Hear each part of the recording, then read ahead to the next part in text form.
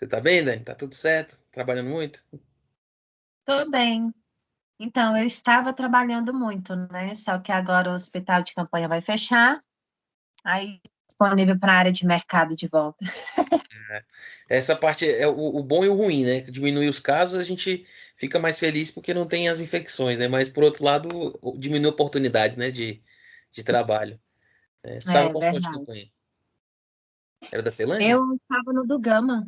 Ah, do Gama, tá bom. Eu trabalhei no da PM. Quando eu entrei no do Gama, eu estava em dois empregos. Quando a do Gama ficou três. Agora eu tô sem nenhum. Oh, meu Deus. Mas vai dar certo. O bom é que você vai agora ter experiência de currículo, né? E tudo vai facilitar para poder trabalhar É com igual eu paciente estava crítico, né? falando. Agora o meu currículo já começou a ser selecionado, né? Ah, Então tá já bom. é uma coisa boa. E se está fazendo uma pós também, que isso ajuda bastante, vai dar certo. É verdade. Vai dar certo, sim. Vou projetar aqui. Pois é, gente, nem botei pra gravar, vocês nem me avisaram, agora eu tenho que voltar de novo.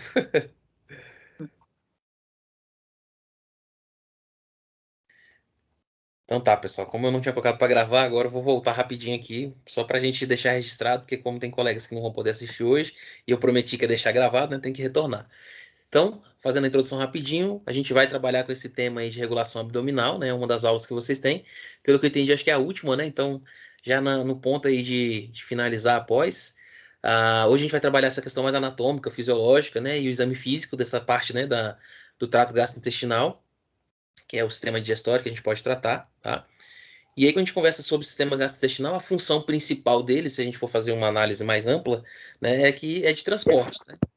Ele vai transportar nutrientes, eletrólitos e água, tá bom? E aí, claro, nesse meio desse transporte, ele também vai processar esse alimento, né? Então, tudo que a gente ingere vai passar por um processamento do sistema gastrointestinal. Então, a gente tem a questão tanto de uma interferência mecânica, né? Que é, por exemplo, o dente, que a gente vai ali macerar o alimento, quanto a questão também de movimento, porque no momento que está fazendo a propulsão do alimento ali no esôfago, né, ali no intestino, ele está apertando o alimento, então ele está processando mecanicamente. Mas também temos uma outra função ali, uma outra ação, que é das enzimas. Então a gente vai ter o lado do processamento químico desses alimentos. Tá? Então, é, como eu estava falando para vocês, a ideia é que haja uma quebra de macronutrientes, né, macromoléculas, para micromoléculas. E aí como que isso acontece? Por esse processamento mecânico e químico, tá? Então, quando a gente, né, se alimenta, aí eu dei o exemplo lá do churrasco, né? Pega lá a carne, a gente não vai absorver a carne daquele jeito, a gente precisa quebrar, né, transformar aquela proteína em aminoácido para que a gente consiga absorver. Então, esse é o trabalho do sistema gastrointestinal, tá? Então, a gente precisa ter esse cuidado e existem algumas coisas que interferem, né, nesse bom funcionamento. Então, quando eu tenho ali uma quebra dessas macromoléculas para micromoléculas, eu tenho o processo de digestão que a gente fala propriamente dito. Tá? Então, a motilidade, né, gastrointestinal, ela vai influenciar nesse processo. Então, se eu tiver uma motilidade reduzida ou ausente, né, vai ficar prejudicado, porque não vai ter esse trânsito no sistema gastrointestinal e eu não vou conseguir ter uma quebra adequada nem do ponto de vista mecânico, nem do ponto de vista químico. E aí os nutrientes não vão chegar onde devem chegar para a gente ter o funcionamento do corpo preservado, né? Porque a gente vai precisar de energia através desses nutrientes, tá certo? Outras coisas que são importantes que influenciam também nessa digestão, a questão do pH, né? Por exemplo, se eu falo de pH do estômago, é normal que esse pH esteja reduzido, né? Então, né, tá volta lá de uns 3, 4 mais ou menos de pH, que para o resto do corpo ele é extremamente ácido, mas para o estômago ele é normal, e o nosso estômago, via de regra, ele é preparado para esse ambiente mais ácido mesmo, tá? Então, mas se eu tenho alteração tanto para mais quanto para menos, pode influenciar na nossa digestão, tá? E os detergentes biológicos são as enzimas, né? Tanto vindo do pâncreas quanto da vesícula biliar, que vão quebrar de forma química, tá? Esses nutrientes. Então, quando a gente fala de sistema digestório, a gente pode dividir, né, de duas formas. A gente pode pensar no trato gastrointestinal, e aí quando eu falo de trato gastrointestinal, eu estou pensando na boca, faringe, esôfago, estômago, intestino, né, e tanto delgado quanto grosso. Ou intestino fino também, mas a gente costuma falar mais delgado. Dei meu ponteirazinho. E aí eu tenho um outro lado que eu chamo de órgãos digestórios acessórios, né? Então, dente, língua, glândulas salivares, fígado, vesícula biliar e pâncreas são considerados órgãos acessórios que vão dar um suporte para esse sistema digestório, tá? Fazem parte, mas a gente subdivide em dois grupos, tá? O trato gastrointestinal e os órgãos acessórios. Se tiverem alguma dúvida, alguma dificuldade, vocês podem me interromper, tá? A gente pode interagir aqui como se fosse a aula presencial mesmo normalmente, tá? Que é a vantagem de fazer aqui síncrono, né, ao vivo, é que a gente pode interagir. Então, vamos aproveitar essa oportunidade. Mas acho que até aqui tá tranquilo, né? Aqui a gente tem uma imagem, né, do anatomia macro, que a gente pode dizer assim, onde eu consigo observar todo o trajeto que esse alimento, né, esse bolo alimentar vai percorrer. Então ele vai chegar lá na boca, vai passar aqui pelo esôfago, tá? Vai passar pelo estômago. Tá? É importante a gente ter essa noção também de posicionamento anatômico dos órgãos, porque quando a gente vai fazer exame físico, a gente precisa entender isso, né? Saber o que está do lado direito, o que está do lado esquerdo. Quando a gente chegar mais no finalzinho da aula, que vai fazer só para exame físico, a gente vai ver os quadrantes, né? As regiões que são divididas e quais são os órgãos que a gente espera encontrar em cada uma dessas regiões. Tá? Então aí a gente tem o fígado, aqui embaixinho, aqui a gente verdinho tem a vesícula biliar, tá? O intestino grosso, né? E aqui a gente tem o intestino delgado. Então vai passar pelo delgado primeiro e depois pelo grosso, tá? Finalizando aqui, né, no ânus e reto, que é para poder fazer o processo de eliminação é, do que a gente não vai absorver, né? Do que não é útil para nós.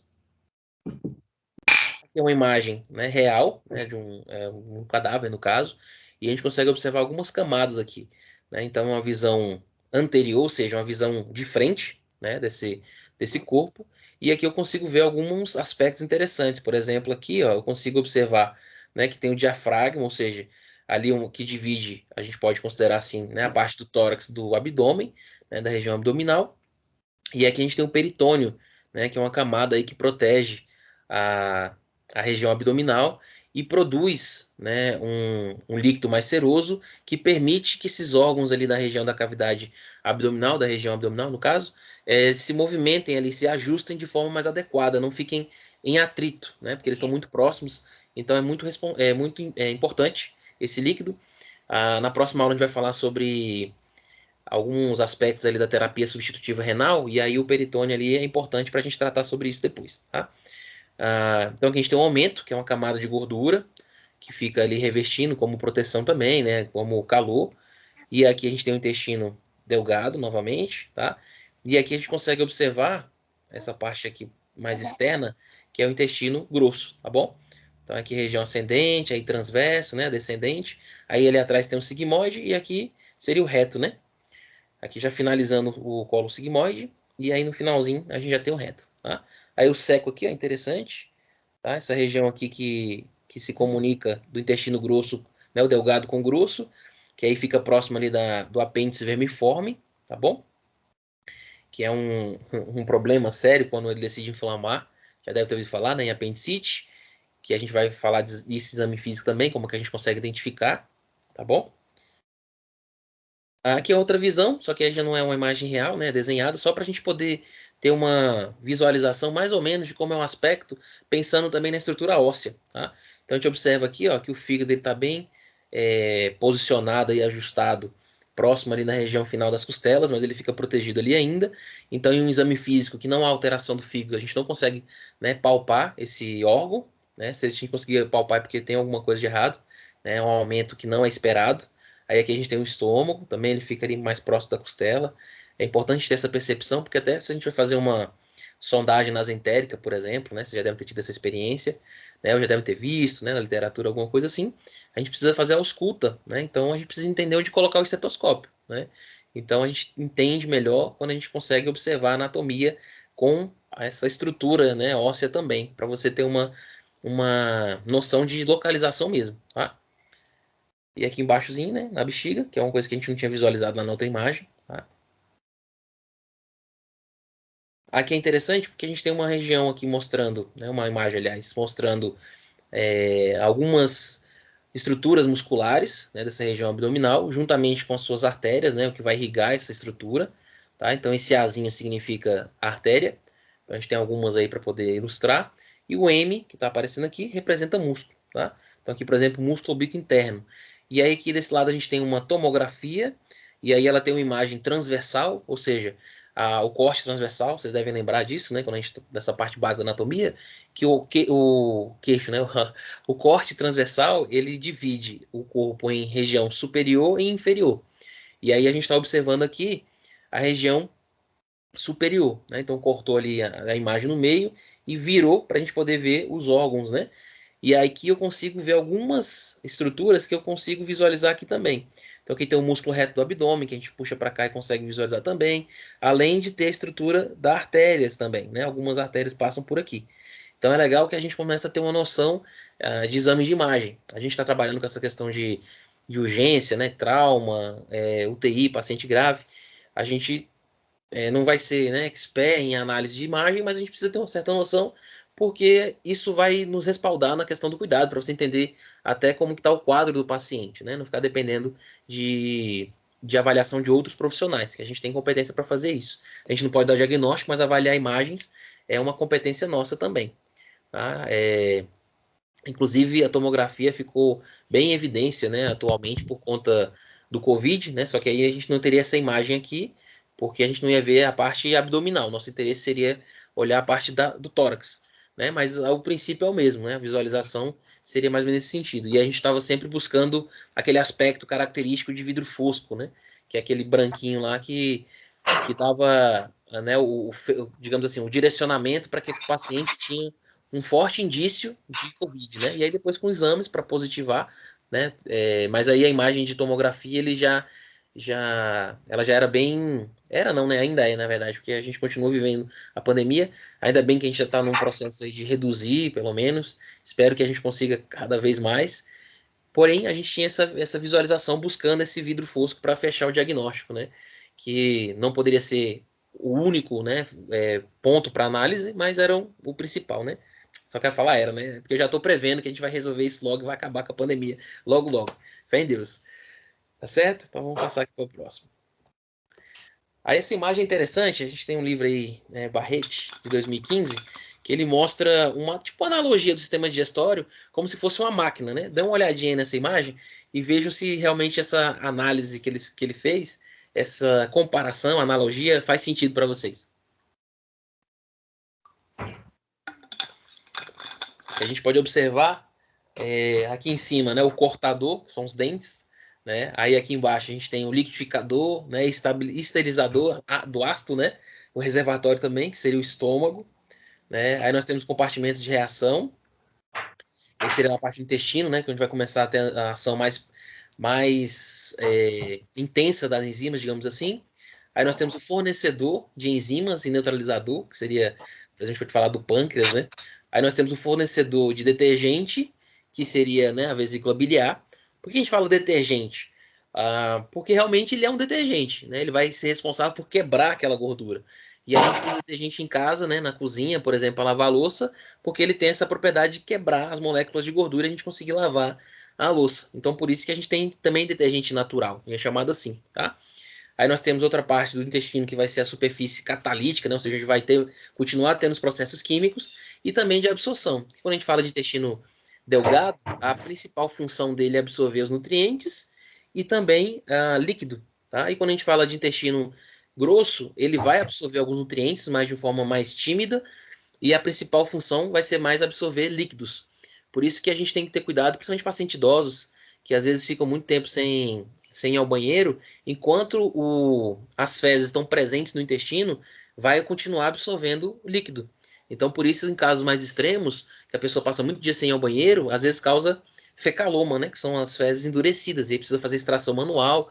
Então, adultos jovens também podem ter esse problema, mas é mais comum você encontrar em idosos, né? Às vezes eles não bebem água direito, né? Às vezes a motilidade está prejudicada por conta da idade, né? Pela deterioração natural da idade, então a gente precisa ter esse cuidado, tá? Aqui é a câmara de combustão, né? De resíduos, dessecador e a compressor, que a gente está falando do intestino grosso, e o finalzinho aí que é o dispositivo de controle de emissão, né? Para eliminar tanto gases quanto as próprias fezes. Tá? Então, de modo geral, a gente pode dizer que existem 6 processos relacionados com o sistema digestório. Então, a gente tem ingestão, secreção, né, mistura e propulsão, digestão, absorção e defecação. Tá? Então, ingestão, como o próprio nome diz, é quando você está captando o alimento, né? Quando você introduz aquele alimento na boca, e aí você vai começar o processo de digestão já na ingestão. Tá? A secreção, como a gente já falou um pouquinho aí, né? As células lá do trato gastrointestinal, tá? Anotem aí se vocês não estiverem lembrando, GI, é gastrointestinal, tá? Então o trato gastrointestinal vai secretar aproximadamente 7 litros, e aí desses 7 litros diários, né, a gente vai ter água, ácido, tampões e enzimas, tá bom? São 7 litros aí de uma mistura para poder conseguir facilitar o processo de digestão. E aí a mistura é a propulsão. Então, quando o sistema digestório ele tem aquele seu processo de contração e relaxamento, ele vai gerando uma mistura ao mesmo tempo que ele está projetando aquela alimentação. Então, aquele movimento peristáltico, né, que ele vai amassando, né, que aí contrai, então ele amassa o alimento e relaxa, e no relaxamento ele vai passando aquele alimento pelo tubo, né, esôfago, estômago, tá, intestino de modo geral. Aí vem a digestão, que eu já falei um pouquinho para vocês também, que aí vem aqueles processos químicos e mecânicos que são responsáveis por quebrar esses alimentos. Então, por isso é tão importante a gente mastigar várias e várias vezes, que quanto mais a gente mastiga, mais fácil vai ser o processo químico, né? Se a gente quebrar já mecanicamente, já é meio caminho andado, tá? E a absorção, que ele vai absorver aquelas pequenas moléculas, que aí são os aminoácidos que vieram das proteínas, os monossacarídeos que vieram dos carboidratos, né? Os ácidos graxos que vieram lá das gorduras, tá? E as bases nitrogenadas também. E por último, a defecação, que é a eliminação daqueles resíduos, né, substâncias que a gente não vai fazer uso, né, que não tem importância para nós, via de regra, a não ser que o organismo tenha alguma disfunção e acabe eliminando nutrientes nesse processo. Mas, de modo geral, na defecação é só coisas que a gente não vai utilizar. A não ser quando o paciente está com diarreia, porque nem dá tempo de absorver. Também é um quadro que interfere nesse processo de absorção, tá? Aí nós temos as camadas do trato gastrointestinal, que é a túnica mucosa, a submucosa, a muscular, tá? A serose peritônica, a gente viu também, e o aumento maior, que é aquela gordurinha lá em volta que a gente também já viu na segunda imagem do slide, tá?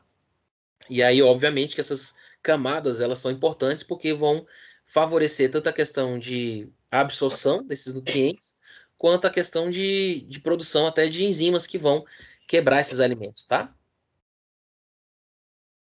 Aqui a gente tem uma imagem, né, histológica, digamos assim. Então, a gente, na mucosa, nós vamos ter o epitélio, tá? Essas células cúbicas aqui, né, cilíndricas, aliás. A membrana basal, a lâmina própria e a muscular da mucosa, que vai trabalhar e fazendo aquela motilidade que a gente estava falando agora há pouco. Aí nós temos a submucosa, né? O muscular liso, tá? Que aí vai gerar essas três camadas geram a muscular própria, né? Que é o músculo circular, o plexo mioentérico, que aí vai ter uma relação com o sistema nervoso, e o músculo longitudinal, tá bom? E aí a gente tem esse mesotélio aqui, que é a serosa, tá bom? Que é a parte mais externa da camada, né? Que geralmente entra em contato aí com as outras superfícies dos órgãos. Tá? Aí aqui outra imagem que a gente tem para poder entender um pouco melhor como é que se distribui esses órgãos. E aí a gente já viu lá a questão do fígado e do estômago, né? De modo geral, o colo transverso aqui, e o aumento maior, que é a camada de gordura que eu já falei para vocês, que serve tanto questão de proteção, reserva de energia e calor também. E no finalzinho a gente tem aqui a bexiga, tá? Aí aqui nessa outra imagem eles levantaram o aumento para a gente ver o que tem por baixo, tá? Então a gente tem aqui o jejum, o ilho, o mesentério, que é a camada ali que liga, né, os intestinos, que é são conexões, né, que eles têm, que é o intestino grosso e delgado não está solto, né, na região, né, abdominal. Existem conexões entre eles, tá? Que essa camada aqui em volta, né, mais clarinha, tá bom? Que eu estou passando aqui o ponteiro. Tá? E aí tem o colo sigmoide, né, que ele faz uma curvinha aí como se fosse o S. E aí no finalzinho tem a bexiga, que atrás a gente tem o reto. E mais no finalzinho tem o ânus ali que a gente não consegue observar, tá? A digestão, ela inicia na boca, tá? A gente fala que inicia na boca, mas na verdade, se for parar pra pensar, a digestão já começa antes mesmo do alimento entrar na boca, porque o sistema nervoso já começa a trabalhar. Então, vocês vão lembrar aí, acho que todo mundo já passou por isso, que de repente você tá ali perto do horário do almoço, e aí tá andando ali pela cidade, e aí passa em frente ao restaurante, aí vem aquele cheirinho gostoso da comida, né? Aí chega, enche a boca de saliva, né? O que que é isso? É o organismo já tá trabalhando, esperando que você vai se alimentar, né? E às vezes não dá certo, às vezes a gente engana o sistema, mas ele já fica preparado, tá? Então, essa digestão na boca acontece tanto do ponto de vista mecânico quanto químico, e aí do mecânico tem os dentes, como eu já comentei anteriormente. Coloquei uma imagem aqui para vocês verem, né, as classificações, a gente não precisa ficar muito preocupado com isso, só precisa entender que tem dentes que são para esmagar, tem dentes que são para cortar, dentes que são para furar, e por isso que a gente tem essa diferença, né, anatômica entre os dentes, porque cada um vai ter uma função específica que vai facilitar o processo de digestão, tá? Do ponto de vista mecânico, tá bom? Então, a movimentação da língua também é importante para misturar esse alimento à saliva, que já vai começar a digerir o alimento. Então, a gente tem lá a amilase salivar, que quebra o amido, o glicogênio, né, de alguns alimentos de carboidrato, tá bom? Aí aqui a gente tem uma imagem já mostrando ali o transporte, né, a movimentação do alimento. Então, o esôfago vai receber essa alimentação logo após passar pela boca, né? E aí a gente tem aqui uma divisãozinha. Nós temos aqui atrás, né? Aqui está mostrando a língua, né? Numa visão, num corte aqui que a gente consegue observar a visão lateral, no caso, né? Então, a língua muscular, com tecido muscular está aqui. Esse amarelinho aqui seria o bolo alimentar, tá? Então, ele vai fazer esse movimento aqui. E eu queria aproveitar essa imagem já para fazer um adendo. Vocês já tiveram a parte de regulação do sistema respiratório, né? Devem ter falado de cânula de Guedel, e se não tiverem falado, devem já ter visto isso na faculdade, né? Em alguma outra oportunidade. E aí eu queria aproveitar já para mostrar, fazer um gancho, né? Que a gente observa aqui a língua, e aí quando o paciente está inconsciente, é normal que essa língua relaxe, e aí ela vai obstruir a região aqui da via respiratória. Então, quando a gente vai fazer o atendimento lá, inclusive deve ter sido falado até com o Elter, quando vocês fizeram lá suporte básico de vida, suporte avançado, eu vi que vocês estavam animados, emprancharam e tudo, né? Deve ter sido bem legal. Se eu não tivesse lesionado, eu queria participar dessa aula, eu gosto dessa parte prática, né? Sou suspeito, porque sou da emergência, né? Mas enfim, então, quando vocês vão avaliar o paciente que está inconsciente, você vai ver lá se ele está respirando, e a gente faz aquele processo do de liberar vias aéreas, a gente pode usar a cânula de Guedel uma, como um recurso nesse sentido. Porque eu venho, coloco aqui a cânula de Guedel, e aí eu retraio essa língua, eu puxo a língua aqui para frente, e aí eu consigo desobstruir essa via aérea, e o paciente pode voltar a respirar só por conta desse movimento estratégico, tá? Então a gente tem aqui três divisões da faringe. Então tem a parte nasal da faringe, ou a gente pode falar também de nasofaringe. Tem a região aqui da oral, né, da faringe, que a gente pode falar orofaringe, e embaixo a gente tem a parte laringe da faringe, ou a gente pode falar laringofaringe. E entre essas estruturas a gente pode ver que tem o palato duro, que é a parte ali do céu da boca, né, o palato mole, que é já no finalzinho, e aí o pedacinho ali do final do palato mole a gente conhece como úvula, tá? E aqui nessa outra imagem a gente está observando o alimento descendo. Então no esôfago a gente também tem os movimentos peristálticos, tá? Então aqui ele vai descer da boca para o estômago, para o esôfago, e aí pelos movimentos peristálticos, que a gente estava falando lá de propulsão, né, de mistura e propulsão, ele vai chegar no estômago. Eu vi algum, não sei se alguém está querendo entrar aqui no grupo. Deixa eu ver aqui.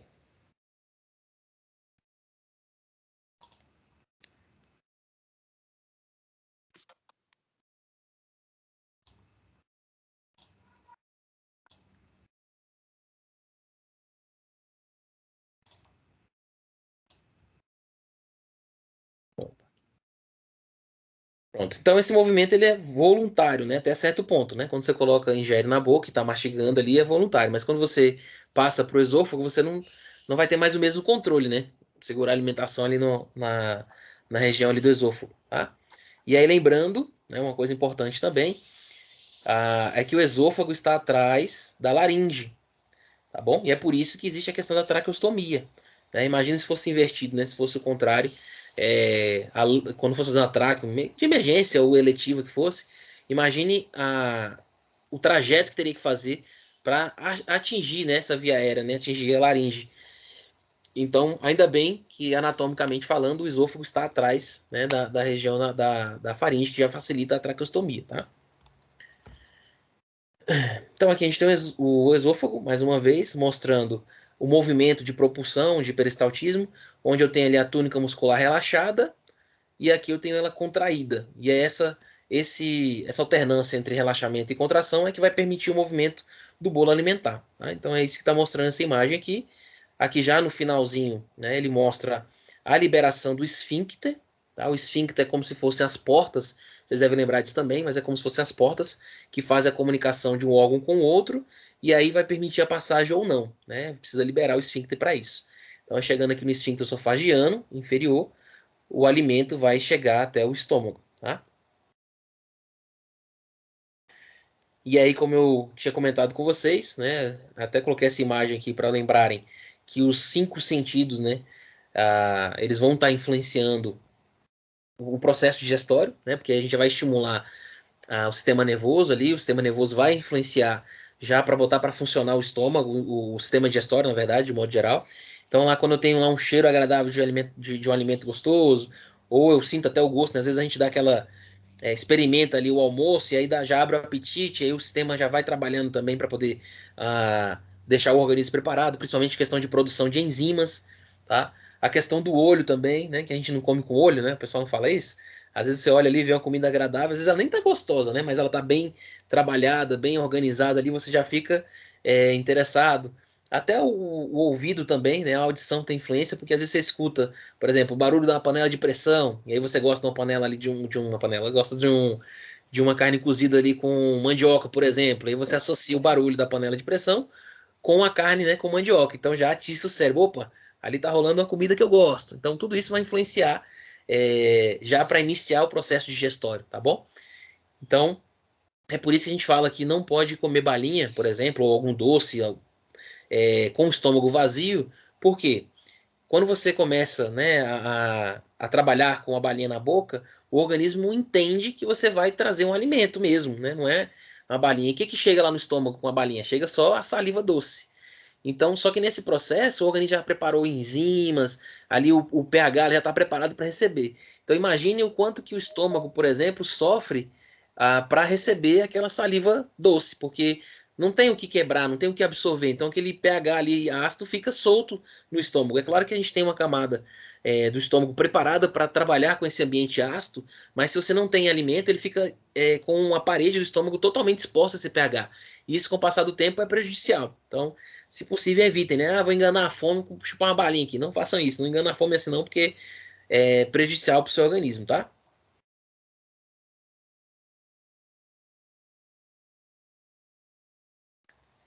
Aproveitar aqui, já adicionando o pessoal. A turma tá grande hoje, tô feliz que tá tanta gente que chegou aqui. Achei que ia ter 2 pessoas hoje.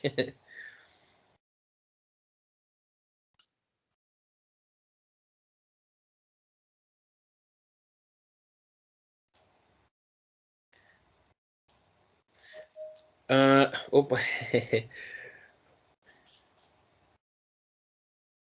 o pessoal tá chegando, tá animado.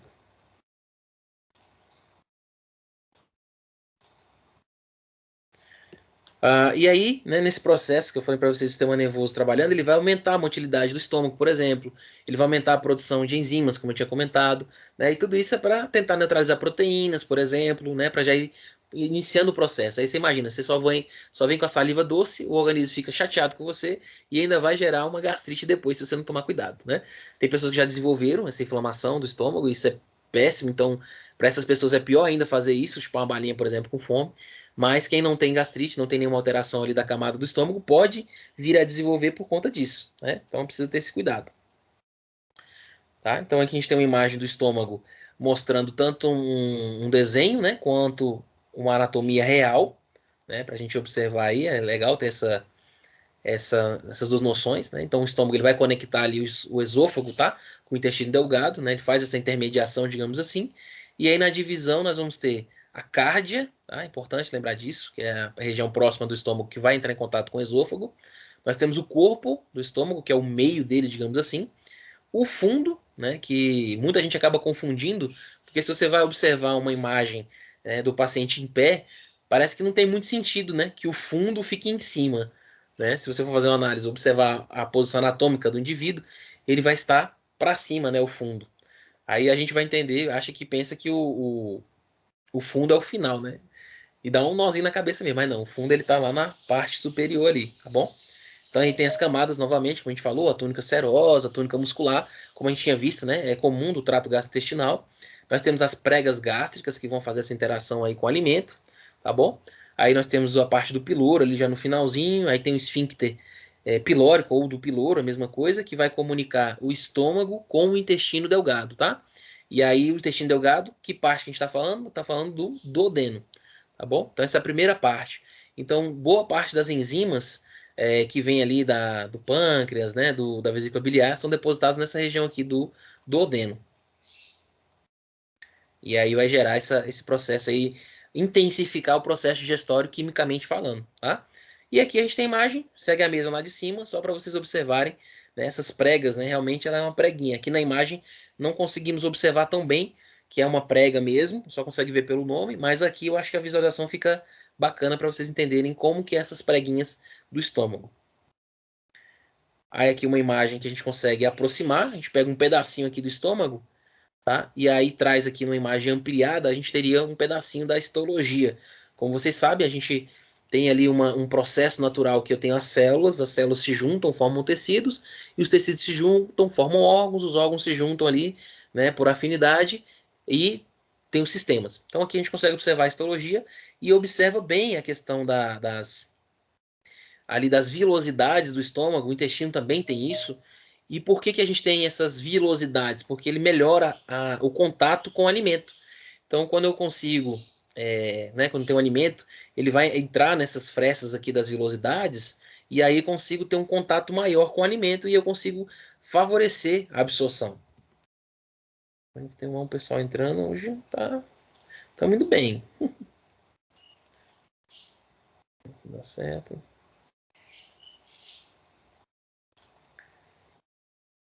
Tá? Então, com isso, a gente consegue facilitar o processo de absorção, o contato ali com o alimento, né? Já para ter quebra, né? Inclusive também, né? Contato com as enzimas. Tá? E aí a gente observa uma imagem mais ampliada um pouco dessas vilosidades, dessas estruturas aqui, da parte celular, por exemplo. Então a gente tem ali o epitélio simples cilíndrico, tá? Que é essa parte ali mais externa que a gente observa aqui. A gente observa essa parte toda aqui, ó. Então é o epitélio simples cilíndrico e eles vão secretar muco, tá? Assim como a célula mucosa, como o próprio nome diz, célula mucosa, né? Então produz muco, tá? A célula principal, ela é importante porque ela secreta pepsinogênio, que vai ter um papel importante no início da degradação da proteína, por exemplo. A célula G, né? Ela também é importante porque ela vai secretar um hormônio chamado gastrina, que ela vai estimular o aumento da produção de suco gástrico, tá? Para facilitar a digestão. E aí nós temos aqui uma célula parietal importante também nessa vilosidade, que ela vai secretar ácido clorídrico, tá bom? Que é o que ativa o pepsinogênio, tá bom? E aí existe também um fator importante, né, intrínseco que a gente fala, que é ali a absorção da B12. Então é importante ter esse cuidado aí, tá? Aqui a gente já falou um pouquinho, né? Então, ali já na digestão e absorção do estômago, nós temos algumas substâncias importantes ali, por exemplo, que é a CCK que a gente chama, porque o nome é comprido e é chatinho de falar, né? A gente acaba colocando o apelidozinho dela que é CCK. Então ela já começa a produzir ali, tá? Esse aumento dos ácidos graxos já né, no presente por conta da gordura, ela acaba estimulando, né, a liberação dessa CCK, que vai facilitar mais ainda o processo digestório, tá bom?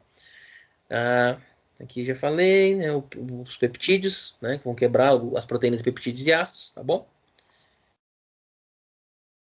Aqui a gente tem a imagem do fígado, tá? Aqui em cima mais uma vez, né, os lobos dele, lobo direito, lobo esquerdo, tá? Aí nós temos o ducto cístico, que vai ter esse contato aí com a vesícula biliar, então ele consegue a secreção, né, da vesícula biliar aparece bem aqui no duodeno, como vocês podem ver na imagem, e a gente tem o pâncreas, que está bem próximo ali, faz a conexão.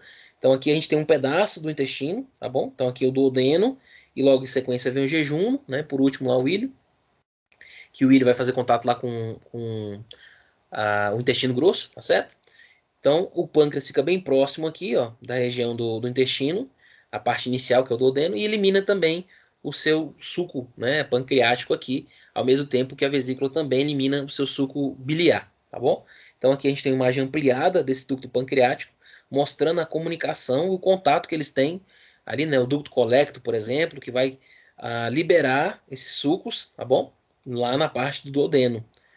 É importante isso aqui que a gente tem, as pessoas desenvolvem às vezes pedra de vesícula, né? Então isso causa um prejuízo ali para o processo digestório. As pessoas às vezes têm que retirar, e aí quando retira a vesícula e tem um problema no processo de absorção, quebra a absorção de gordura, né? Porque eles perdem o detergente, digamos assim. Tá? Então outra imagem aqui bem legal. Oi? Não está aparecendo a imagem. Não tá mostrando nada para vocês? A imagem para eu não está. Para mim também não, professor. Eu ia falar, eu falei, não vou falar. Vocês têm que me dizer, gente. Vocês têm que me ajudar. Só seu Tem que me rosto ajudar, mesmo. tem que dar suporte. E pra mim tá parecendo normal aqui. Eu tô mostrando as Não, imagens. não, eu tô Coisa pra- escutando você falando, e a imagem, não sei o quê, não sei o quê. Eu, ai, meu pai, cadê? Eu Você tô achou aqui, que só tava tá aparecendo, aparecendo só não pra você. Você ficou com vergonha de falar, foi isso? Eu fiquei com tá vergonha. aparecendo só o seu rosto. Não, pode falar, por favor. Ai, ai. Tá aparecendo o rosto mesmo. E agora? Só o rosto que sou eu, né? Ah, não, agora tá Agora só bom. a imagem. Agora Aí apareceu, né? Poxa, eu só tô a empolgado imagem. aqui. Bom, vamos voltar aqui então. Tô mostrando pra vocês. Vocês me falam, senão a gente não termina essa aula hoje, que eu tenho que voltar às imagens. Então tá bom, agora tá bom. Tá? Agora tá aparecendo, né? Tá certo. É a minha Uhum. empolgação. Eu tirei para poder adicionar as pessoas que estavam entrando, solicitando aqui. Que- E aí esqueci de projetar, né? Tô só assistindo. Oh, meu Deus. Enfim, então aqui, falando mais uma vez da imagem, a gente tem o fígado, e aí nós temos a divisão do fígado, né? A gente tem aqui o lobo direito, o lobo esquerdo, tá? A gente consegue observar aqui, ó, o ducto hepático direito, que vai ter esse contato logo ali com a vesícula biliar. Cadê meu ponteirozinho? Aí nós temos aqui a vesícula biliar, né? Essa vesícula biliar vai ter um contato com o intestino. É isso que eu estava mostrando para vocês, ó. A parte inicial do intestino delgado, que é o duodeno, ele entra em contato aqui, ó, com a vesícula biliar. Tem um ductozinho bem aqui, ó. Essa imagem é legal porque ela meio que dá uma transparência e aí você consegue observar por trás, digamos assim, chegando, né, a parte ali da comunicação da vesícula biliar com o duodeno. E nessa mesma proximidade, eu vou ter também o pâncreas, tá vendo?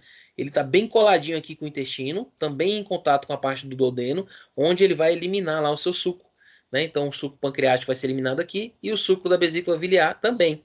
Tá? Então, essa mistura que vai facilitar a quebra, né, de gordura, né, a quebra de proteína, porque vem lá suco gástrico, a gente vai falar um pouquinho também, vai mostrar essas enzimas mais detalhadas daqui a pouco. Mas aí, puxando aqui só para a questão da anatomia, a gente consegue observar isso. Tá? Então, aí logo em sequência, no finalzinho, a gente vai ter o jejum, né? Que aí é o contato do jejum com o duodeno. E aí no final a gente tem o ilho, que não mostra aqui, mas aí é o contato com o intestino grosso, tá bom? Então é importante, essa imagem aqui, ó, ela mostra ampliado esse pedacinho aqui, ó. Ele pegou aqui fez um cortezinho quadradinho, a gente consegue observar essa parte aqui. Então o ducto pancreático entra em contato com o duodeno juntamente com a parte ali da vesícula biliar, ali o ducto colecto, que isso é importante. Como eu falei para vocês, a questão da pedra na vesícula, as pessoas têm que tirar, e aí tem dificuldade depois de processo digestório, principalmente da proteína, da gordura, porque o detergente não está sendo mais produzido porque tirou a vesícula, tá? Então é que a gente tem observando aqui a questão do músculo esfíncter da ampola, que é onde vai haver essa liberação, tá, desses ductos, e aí com essa mistura a gente consegue ter uma digestão mais eficaz do ponto de vista químico, tá?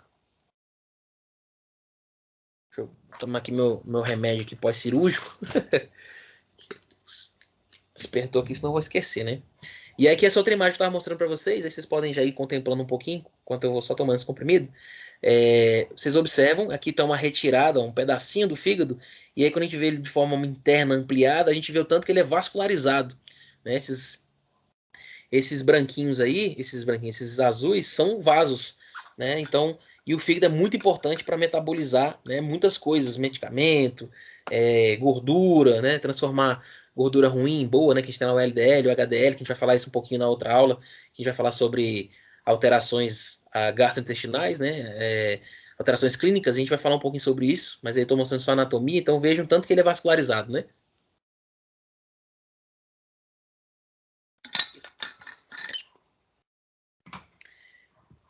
Então, ó, tem hepatócito aí para tudo quanto é lado, e a gente consegue observar.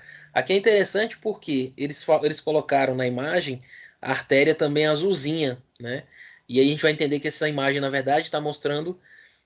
Opa, azulzinha não, tá vermelha. Eu tô ficando daltônico já, né? Tá aqui, ó. Essa parte a gente consegue observar aqui a artéria, que tá aqui por trás, a artéria hepática, mas a gente também tem vários vasos aí associados, né? Questão de vaso venoso mesmo, que vai fazer essas trocas, né? Fazer a questão de transporte desses nutrientes, metabolizar medicamento, por exemplo. E aqui a gente tem uma imagem bem legal, que é uma coloangiografia, grafia, né, por ressonância magnética. Talvez vocês tenham ouvido falar como CPRM, porque reduz, facilita, né, falar do que esse palavrão aí, né, gigantesco. E aí a gente consegue observar, a gente tem a vesícula biliar aqui, ó, temos o ducto cístico, né? E temos o ducto colector também, o ducto hepático comum, que é importante, aí o fígado também aqui em cima, ó, que aí é como se estivesse mostrando aí, como se fosse, tipo, levantando o fígado, vamos dizer assim, tá? Aí temos ductos hepáticos direito e esquerdo, tá bom? Que vão fazer essa comunicação. E aí nós temos aqui o ducto pancreático, ou seja, o pâncreas está bem aqui também, próximo, e a parte descendente do duodeno. Então essa imagem aqui é a mesma dessa, se a gente for fazer uma análise comparativa, tá? Só que aqui é uma imagem desenhada e aqui é uma imagem real, né? Real oficial do órgão, né? Dos órgãos, no caso, tá bom? Aí nós temos aqui a secreção biliar, como eu já comentei para vocês, aqui mostrando uma outra visualização daquela imagem que a gente viu, que ela está mais bonitinha, né? Mas aqui ela mostra, né, um resumo mais ou menos de como funciona, né? Que a secretina aqui por via corrente, né, sanguínea, ela vai estimular a secreção dos ductos hepáticos, vai estimular e facilitar o processo digestório, né? Vem os ácidos biliares aqui do sangue, que vão estimular também essa secreção parenquimatosa, tá? Então aqui a gente mostra um pouquinho da fisiologia juntamente com a anatomia. Então, por isso que eu quis colocar essa imagem aqui que está um pouquinho distorcida, mas aí acho que dá para vocês visualizarem ainda quando for estudar, tá bom? Então esses sais biliares, eles são compostos basicamente por sódio e sais de potássio, tá bom? E ele tem um papel de emulsificação, ou seja, ele vai ajudar a quebrar essas proteínas. Proteína, você quer falar proteína, né? Eu adoro um churrasco, eu estou falando de proteína, né? Ainda mais no sabadão, né? Mas não posso sair também por causa da cirurgia, então não adianta muita coisa, né?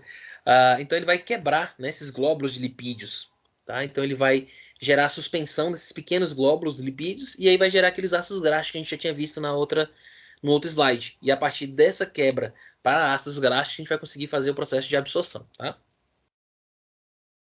Aí aqui a gente tem uma imagem aqui, meio que um resuminho mostrando como que é o processo digestório dos carboidratos. Então a gente tem a petialina, né, ou alfa-amilase, que ela é responsável ali por digamos, 5%, né, das quebras dos amígdalos ali já na região da boca, tá? Aí nós temos a gastrina, que ela vai estimular as células parietais, que a gente viu lá na outra imagem também, quando a gente mostrou a parte histológica, né? Que vai secretar o ácido clorídrico, que a gente também já falou lá. Então aqui é um resuminho só para vocês resgatarem pela imagem aqui, tá bom? Nós temos uma inativação da amilase salivar quando ela se mistura com as secreções gástricas, tá? E aí acaba gerando uma hidrólise ali, uma quebra, ou seja, para a maltose desse amido, tá bom? Aí nós temos uma amilase pancreática também, que é responsável pela quebra desses amidos, tá bom? E aí gera uma maltose com pequenos polímeros de glicose. E as enzimas de borda de escova, que a gente fala, né, vai estar responsável ali pela lactase, pela maltase e pela sacarase. Tá? Eu não sei se vocês lembram, mas quando a gente tem o finalzinho ase, geralmente está associado com enzima, tá? E o ose, né, geralmente associado com a proteína, digamos assim, né? Boa parte dos casos a gente tem essa nomenclatura que nos auxilia a entender, né, o que cada um faz. Então, se eu tenho lá lactose, por exemplo, eu vou ter a lactase para quebrar essa lactose, tá bom? A maltase para quebrar a maltose, né? A sacarase para quebrar a sacarose, tá bom? Então a gente tem essa conformação. E aqui embaixo, né, e ampliar aqui um pouquinho para vocês, a gente consegue observar de forma resumida o processo, né, de digestão, de quebra desse carboidrato. Então eu tenho o amido, aí vem a petialina lá, que vai quebrar, e juntamente com a amilase pancreática, vai gerar uma maltose, né, e polímeros de glicose, né, 3 a 9 monômeros mais ou menos. Aí vem a maltase, né, e a alfa-dextrase para quebrar essa maltase lá no intestino. Isso vai gerar glicose para a gente. Essa glicose ela pode vir em forma de lactose, por exemplo, né, que é a galactose, que também é uma glicose, querendo ou não, é um açúcar, né? E aí nós temos também a sacarose, né, que vai ali manifestar a frutose, né? É importante lembrar, né, a gente salientar que, bom, a gente que é profissional de saúde, essa altura do campeonato, a gente já sabe que quando eu falo de açúcar, a gente não está falando do açúcar, né, da cana de açúcar, mas qualquer carboidrato é um açúcar, né? Então você come um macarrão ali, é um açúcar, vai se transformar no açúcar, você come um arroz ali, vai se transformar em açúcar também, né? Porque é bom a gente esclarecer isso, porque o público leigo, ele às vezes não tem essa percepção. Então ele acha, né? Se você vai, por exemplo, atender um paciente que está com a glicose alterada, né? Tá com hiperglicemia, por exemplo, tá mostrando ali um pré-diabetes, e você vai dar orientações para esse paciente, se você não for bem claro, ele pode entender dessa forma mesmo. Então você fala, olha, você tem que cortar açúcar. E aí, de repente, ele corta o açúcar mesmo, deixa de adoçar o café, por exemplo, mas está lá comendo um pratão de macarrão, pratão de arroz, e ele está absorvendo açúcar também, tá? Então é importante dar esse esclarecimento para os pacientes, porque isso gera desentendimento, muitas vezes. Tá? Então, já na digestão de proteínas, nós vamos ter a pepsina, né, que ela vai hidrolisar, né, essas ligações peptídicas em interação com o ácido clorídrico, né, porque ele vai favorecer a ação dessa pepsina. Né? Essas bordas de escova que a gente viu também no outro slide, ele vai ser responsável com essas duas enzimas aqui, né, que também é quase um trava-língua, tá, para poder quebrar, né, esses triptogênios, né, que são uma forma de proteína também, para chegar no aminoácido, tá? Aí nós temos aqui tripsina, quimiotripsina, que também vão ser responsáveis por quebrar essas proteínas, tá, em pequenos polipeptídeos, que não deixa de ser um aminoácido, tá? Então a gente tem essas enzimas aqui associadas a esse processo de gestão das proteínas, tá bom? E aqui a gente tem essa imagem ampliada para vocês, mostrando também resumidamente o que acontece no processo digestório das proteínas. Tá? Então eu tenho a proteína, vem a enzima pepsina, vai quebrar, né, gerando aí proteoses, peptonas e polipeptídeos, através da tripsina, quimiotripsina e os demais enzimas aí que são enormes, né? A gente vai gerar uns polipeptídeos mais os aminoácidos. Aí as peptidases vão quebrar, né? Esses polipeptídeos aí que está junto com o aminoácido para transformar não, liberar os aminoácidos. Tá? E aí sim eu consigo, né, digerir essa proteína e depois absorver a proteína na forma dos seus micronutrientes, que é o aminoácido, né? Micromolécula. E aí, por último, digestão de gorduras, a gente vai ter a lipase lingual, né, que ela vai ser ativada no estômago ali mais ou menos 10% do seu quantitativo, vai gerar uma emulsificação, que é a agitação do estômago com produtos dessa secreção gástrica, né? A lipase gástrica vai quebrar esses triglicerídeos aí em ácidos graxos e iniciar o trabalho, né, porque o processo do intestino, ali quando o pâncreas, né, elimina os seus o seu suco, né, na verdade, suas enzimas, juntamente lá com a vesícula biliar, que a gente também já viu agora há pouco, que vai realmente facilitar a quebra da gordura, mas já começa lá no estômago, tá bom? A lipase gástrica, tá? E a gastrina, como a gente também já viu, né, vai estimular aquelas células para eliminar mais ácido clorídrico, que vai facilitar essa quebra. Tá? Aí aqui a gente tem também os sais biliares, que eu também já comentei com vocês. Aqui é só um resuminho aí para vocês acompanharem. Aqui eu acho que eu não cheguei a ampliar, não preciso ampliar a imagem. Então aqui, mais uma vez, o resumo de como é essa digestão da gordura. Eu vou ter a gordura, né, na presença ali do bile, né, da bile, aliás, mais agitação do processo de contração e relaxamento do trato gastrointestinal, naturalmente. Aí eu vou ter uma gordura emulsificada, né, eu estou misturando detergente naquela gordura. Aí a gordura emulsificada vai entrar em contato com a lipase pancreática e aí eu consigo gerar essa quebra e aí liberação de ácidos graxos mais monoglicerídeos. E a partir daí eu consigo fazer essa absorção da gordura. Tá? Pâncreas, falei do pâncreas, é extremamente importante esse órgão, né? Principalmente a gente vai falar da diabetes na outra aula, e aí a gente vai falar um pouquinho desse pâncreas, vai resgatar isso, por isso que essa aula é muito importante para vocês terem essa visão da fisiologia, porque a partir daí você consegue ter um entendimento da patologia. Eu sempre falo isso, que estudar patologia não é difícil, estudar farmacologia não é difícil, mas a gente precisa ter uma base fisiológica primeiro. Geralmente nós temos muita dificuldade de estudar patologia e muito mais ainda farmacologia, porque a gente não tem um entendimento claro da fisiologia. Porque, por exemplo, se eu falar da farmacologia, a farmacologia, né, os medicamentos, eles não vão fazer nada diferente do que o organismo já faz. O trabalho lá do fármaco é ele, ou ele vai estimular uma função que a gente já tem, ou ele vai inibir, né? Ou vai potencializar. Mas é sempre algo que a gente já faz. Então, se eu entendo bem a fisiologia, eu vou entender a farmacologia, porque ele vai agir em alguma parte da minha fisiologia. Então, por isso que a gente precisa embasar bem essa parte fisiológica. Então, quando a gente for falar de diabetes, a gente vai já ter lembrado um pouquinho aí do processo de importância do pâncreas para poder ter esse entendimento melhor, tá? Então, o pâncreas está responsável lá, tem o glucagon, a insulina, importantíssimo nesse processo de metabolização da glicose, tá? Mas esse processo aqui a gente está falando mais do suco gástrico dele, tá bom? Então aí ele vai gerar esse suco gástrico, tem um aspecto aí geralmente claro, ele é incolor, tá? E o pH ele é levemente alcalino, né? Ele é mais para o básico, digamos assim, tá bom? E aí contém todas essas enzimas aqui, tá? Que a gente já havia falado, só que aí pancreático, né? Diferente lá do outro que é o biliar. Alguém querendo entrar na aula. Escutei um barulhinho aqui.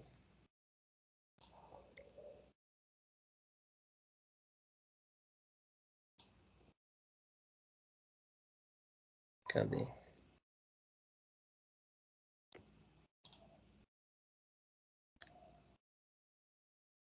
Pronto. Vamos voltar lá. Agora lembrar de projetar, né, a aula.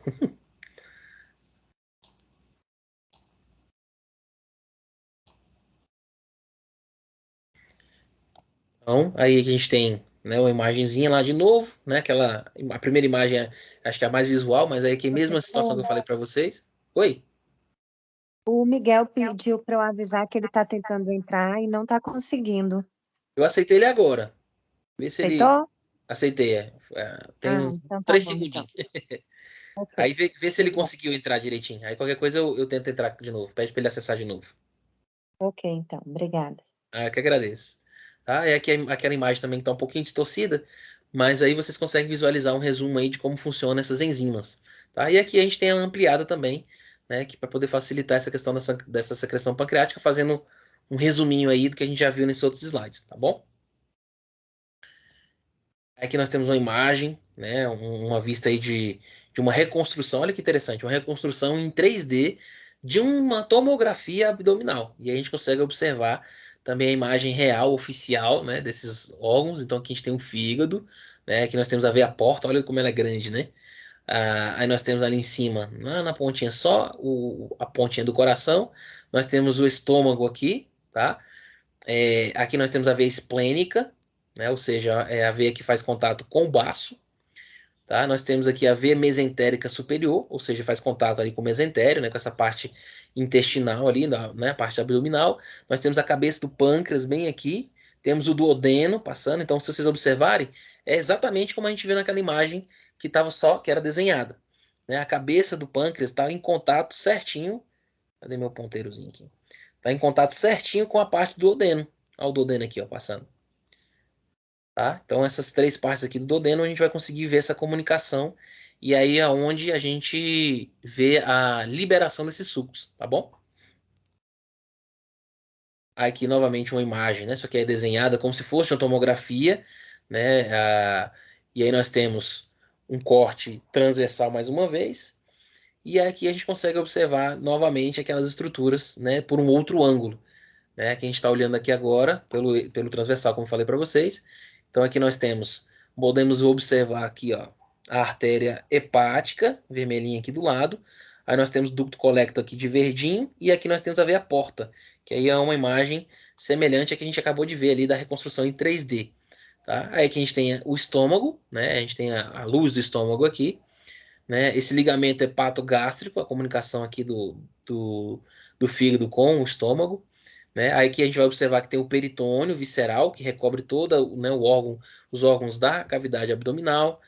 Ah, tem o ligamento gastroesplênico, beleza? Mas aí aqui, ó, que legal, mostrando pra gente a parte abdominal da aorta, olha como ela é grande, né? Bem calibrosa, tá? E aqui mostrando a veia cava inferior também, é bem interessante.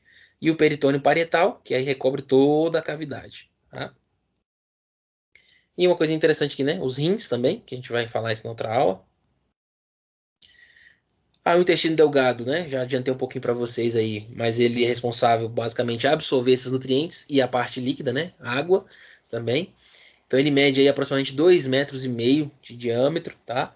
Ah, e 3 metros de comprimento, então é bastante coisa, né? Bem grande, né? Ele tá bem enroladinho, bem organizado, tá? E aí a gente consegue observar as pregas circulares. Olha o tanto de prega que elas têm, que aí a gente consegue associar com aquela imagem histológica das vilosidades, que aí que se eu tenho muitas pregas aqui, né, ou seja, muitas vilosidades, eu consigo trabalhar com o processo de absorção melhor, né, eu potencializo esse processo de absorção. E aí uma coisa interessante, que talvez vocês saibam, né, ou não, mas a gente vai resgatar aqui, por que a gente costuma falar que é interessante comer quando a pessoa está fazendo dieta, por exemplo? Por que é interessante comer as folhas, né? Comer verduras, legumes, né? E principalmente as folhas, primeiro, tipo alface, antes de comer o resto da outra parte da dieta. Por quê? Essa parte, por exemplo, do alface, a gente não consegue absorver. Né? Ele tem celulose e a gente não tem enzima para quebrar isso. A gente consegue quebrar mecanicamente, mas não enzimaticamente. Então, o que acontece? Ele vai se depositando nessas vilosidades e ele atrapalha o processo de absorção. Então, quando você tem lá gordura, por exemplo, algumas partes não vão ser absorvidas porque ela está, digamos assim, obstruída com a folha, né? No caso, a alface, pode ser outras coisas, repolho, que seja, mas eu dou dentro da alface que é mais comum, né?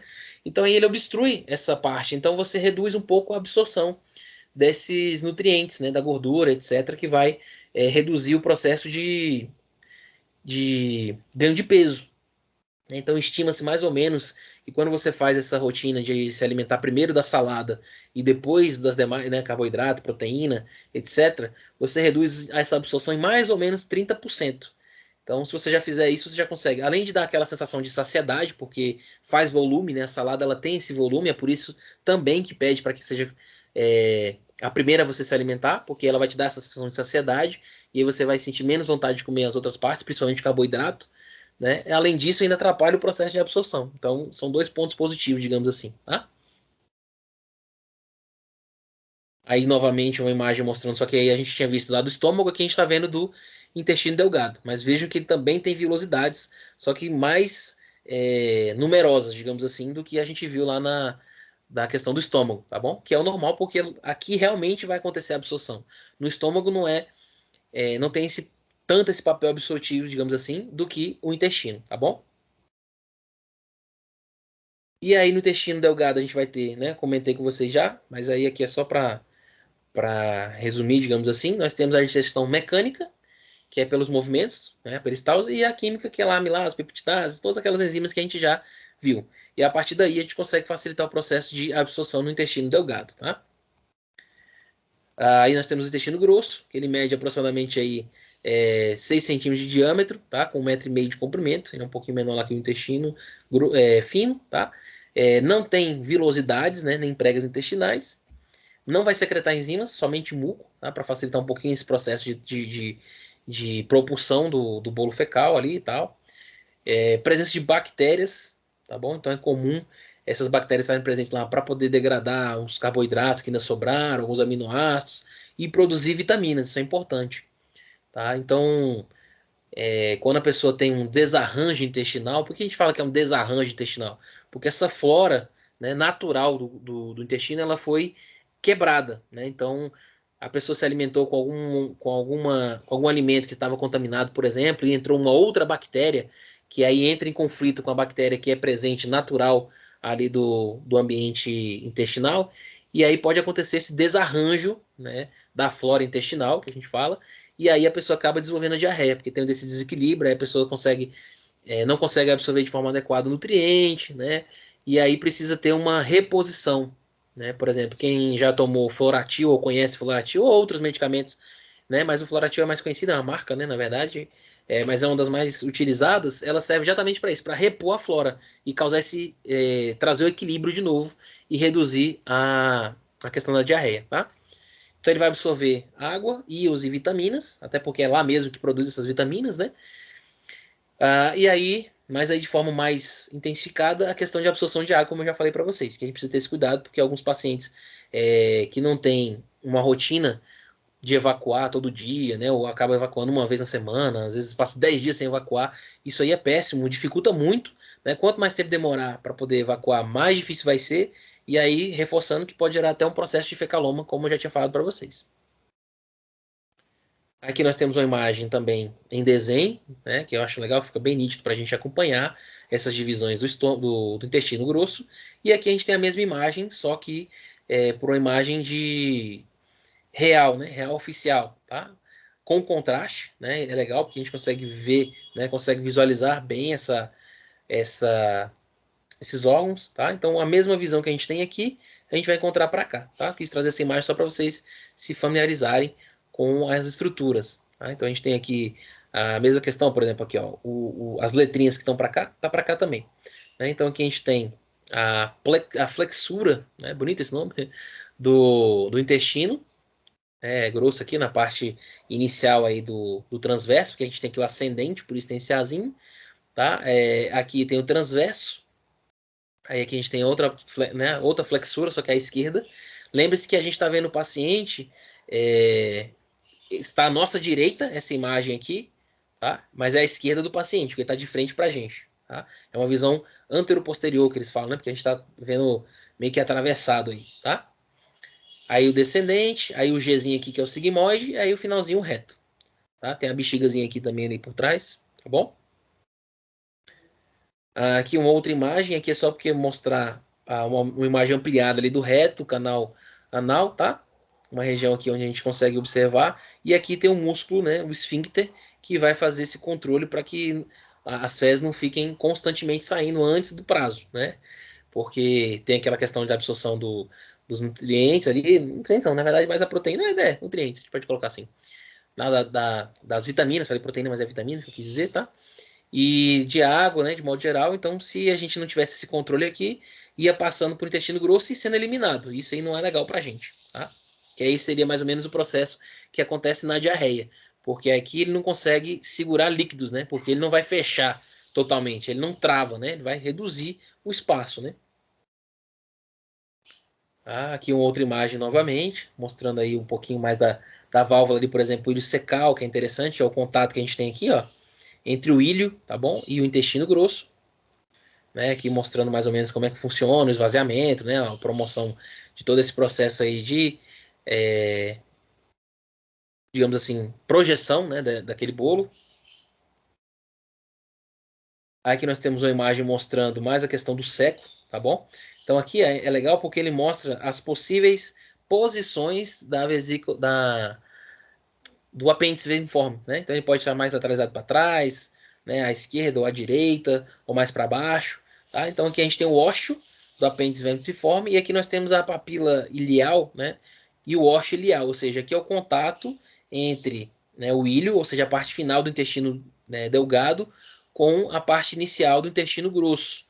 Então, por isso que a gente fala, por exemplo, de ter cuidado com alimentos como com semente, porque quando chega o alimento aqui, se tiver uma sementezinha se soltando facilmente, ele pode vir para cá e aí ela vai entrar no apêndice vermiforme e gerar esse processo inflamatório que a gente conhece como apendicite, que é um problema sério, né, grave, que esse caso rompa esse apendicite pode gerar uma infecção ali de cavidade abdominal e é bastante agressivo para o paciente.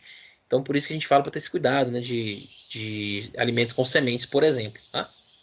Claro que não é tão comum acontecer isso, porque geralmente, né, a semente acaba estando misturada ali no bolo fecal, e aí para acontecer dela chegar aqui no intestino e estar solta, não é algo tão comum, mas acontece.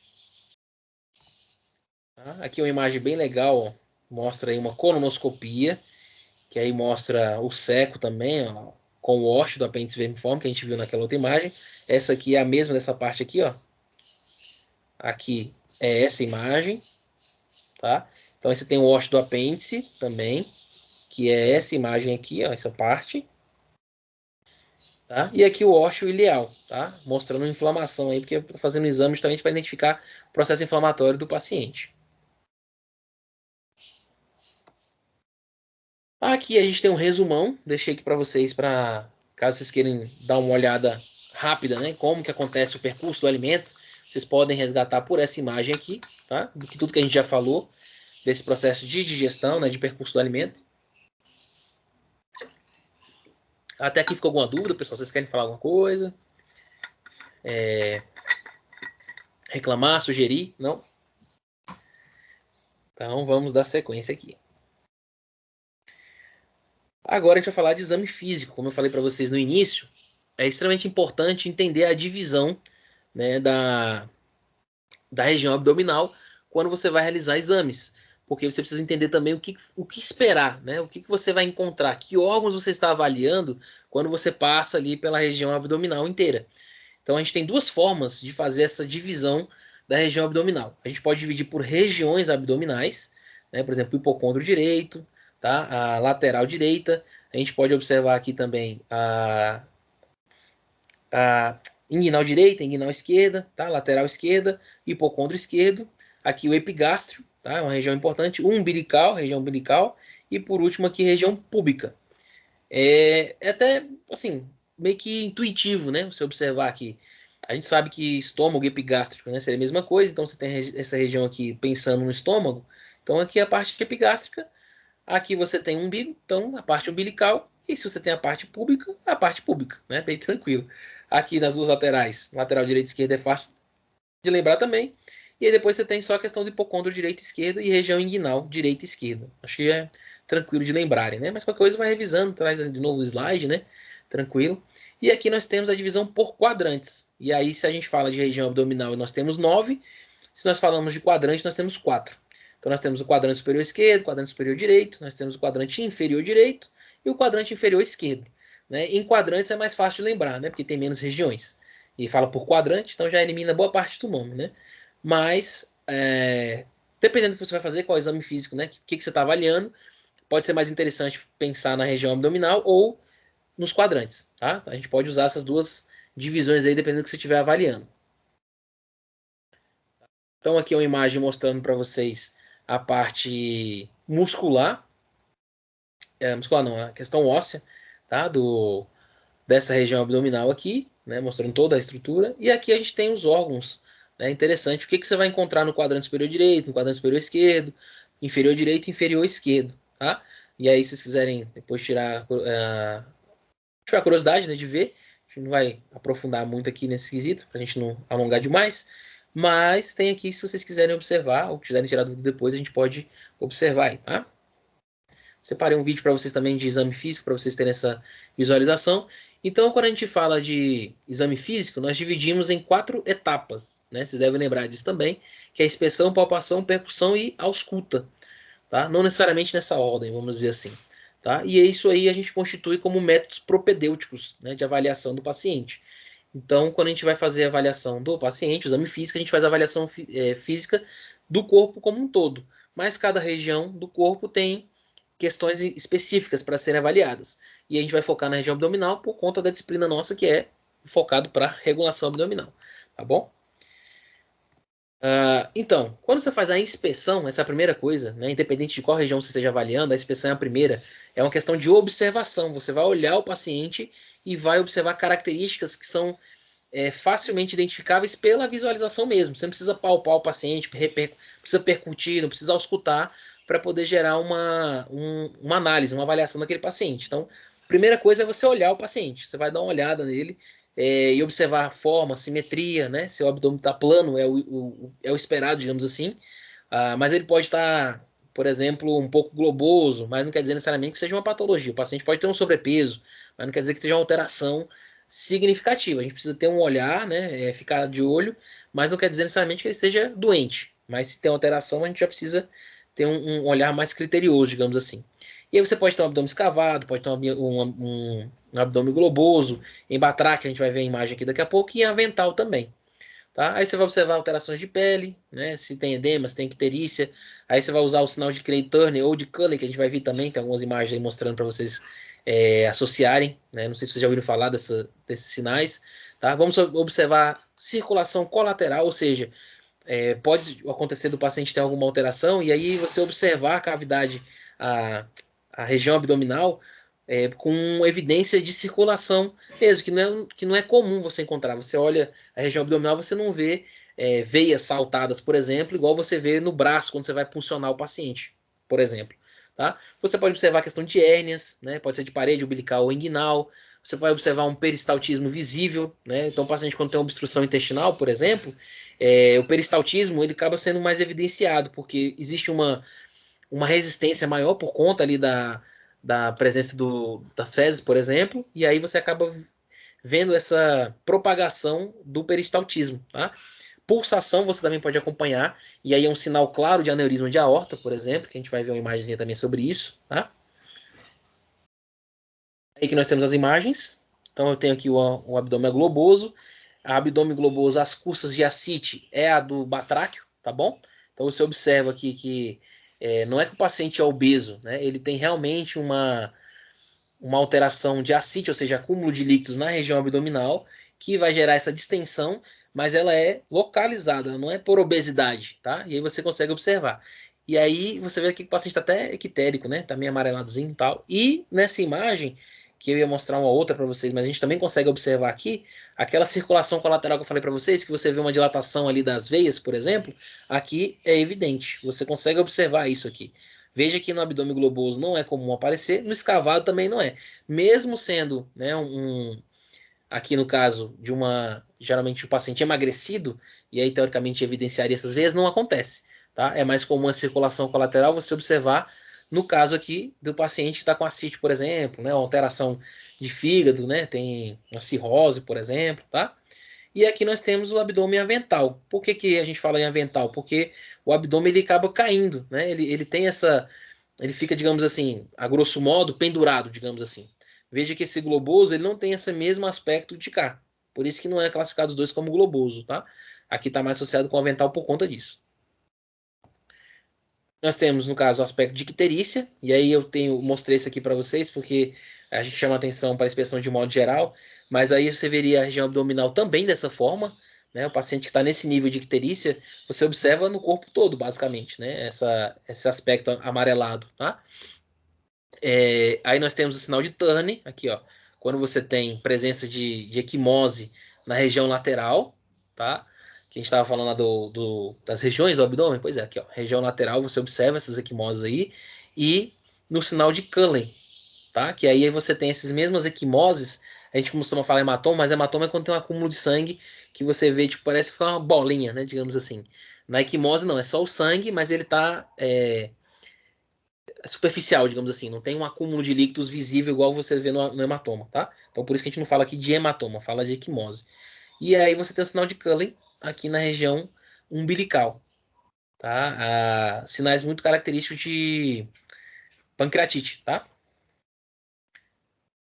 Aí nós temos aqui, ó, novamente, olha como tá bem evidente essa circulação colateral, né, que eu tinha falado para vocês. Ali na outra que a gente mostrou lá como exemplo do abdômen de Patráqueo, ainda não estava tão, né, destacado, mas aqui é extremamente visível, né, você observa. Então, é muito comum aparecer nesses casos aqui, paciente de cirrose, por exemplo, tá? Aí aqui nessa outra imagem a gente tem presença de hérnia, tá, da parede abdominal. Então aqui a gente está mostrando o umbigo, tá? E aqui a hérnia. E novamente a circulação colateral, só que a gente está falando do tipo da veia cava. Tá vendo? Parece uma varize, né? Que é a região do umbigo do paciente, né? E aqui a gente tem a região mostrando uma circulação colateral, tá? Que isso não é comum de a gente ver quando o paciente não tem alguma alteração. Então, por isso que é tão importante o exame físico. Às vezes você nem vai lembrar qual é a patologia que está associada, mas você vai lembrar que existe alguma alteração importante quando você avaliar o paciente e ver essas características de circulação colateral, como esse é o caso, e esse aqui também, assim como a imagem anterior que a gente viu as equimoses, tá? Que é o sinal de Gray-Turner e o de Cullen.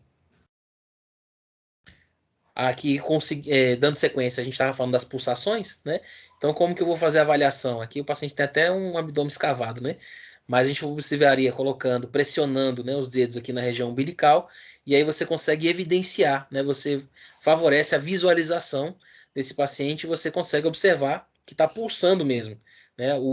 A região aqui ela vai mostrar que os batimentos, né, digamos assim, tá?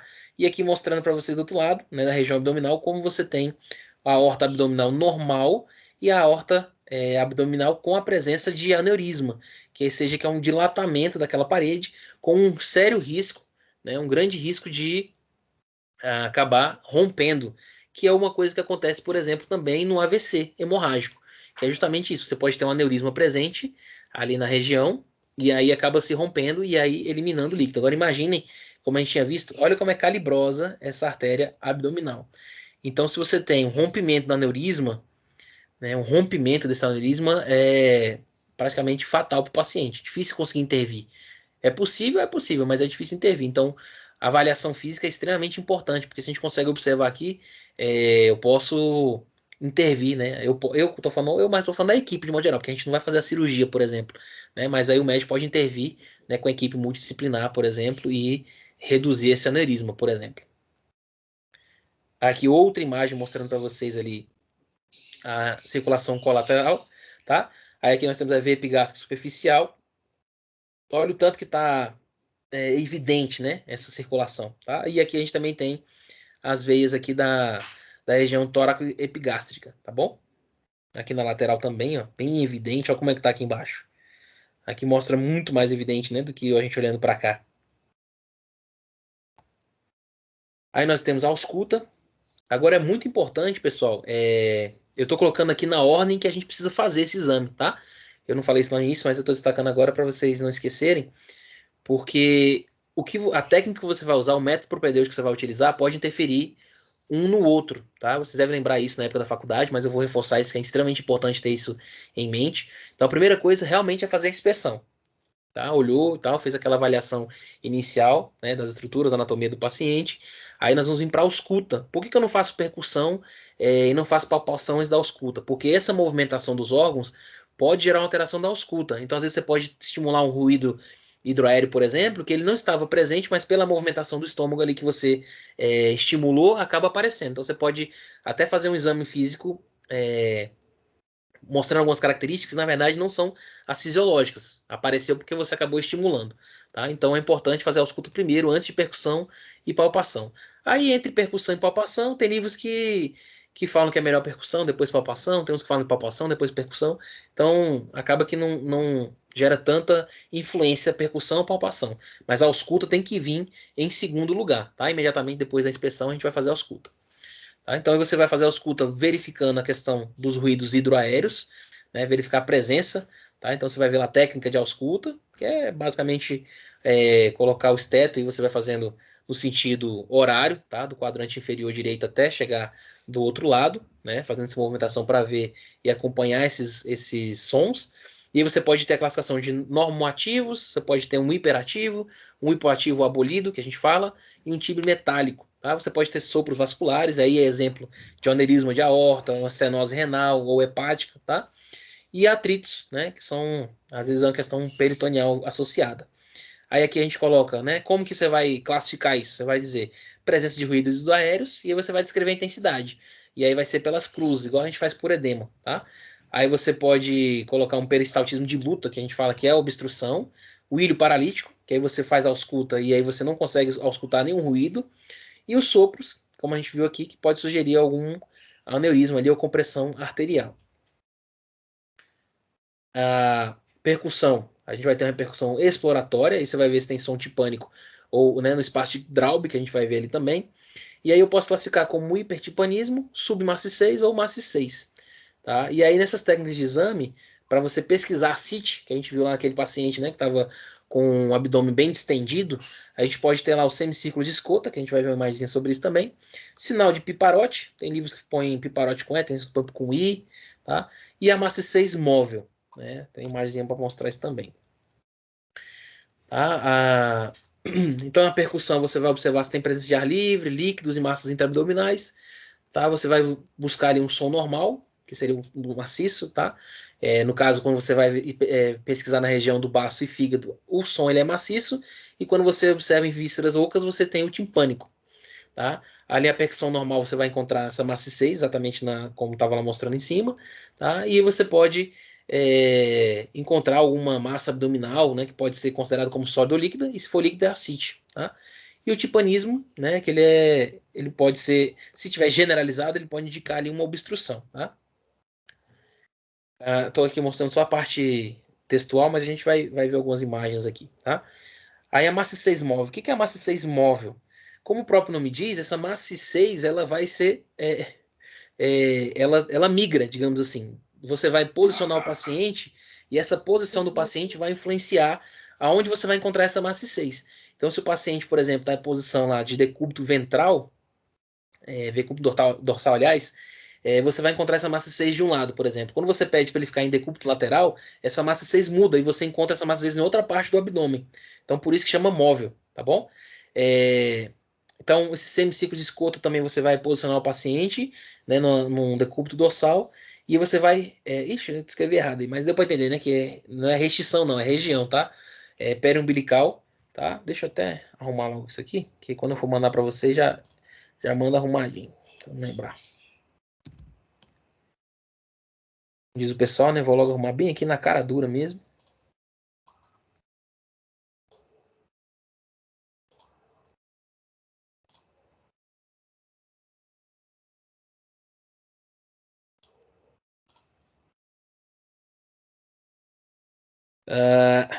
E aí, quando você se depara com um paciente com ascite, o normal é que tenha uma alteração desse timpanismo, tá?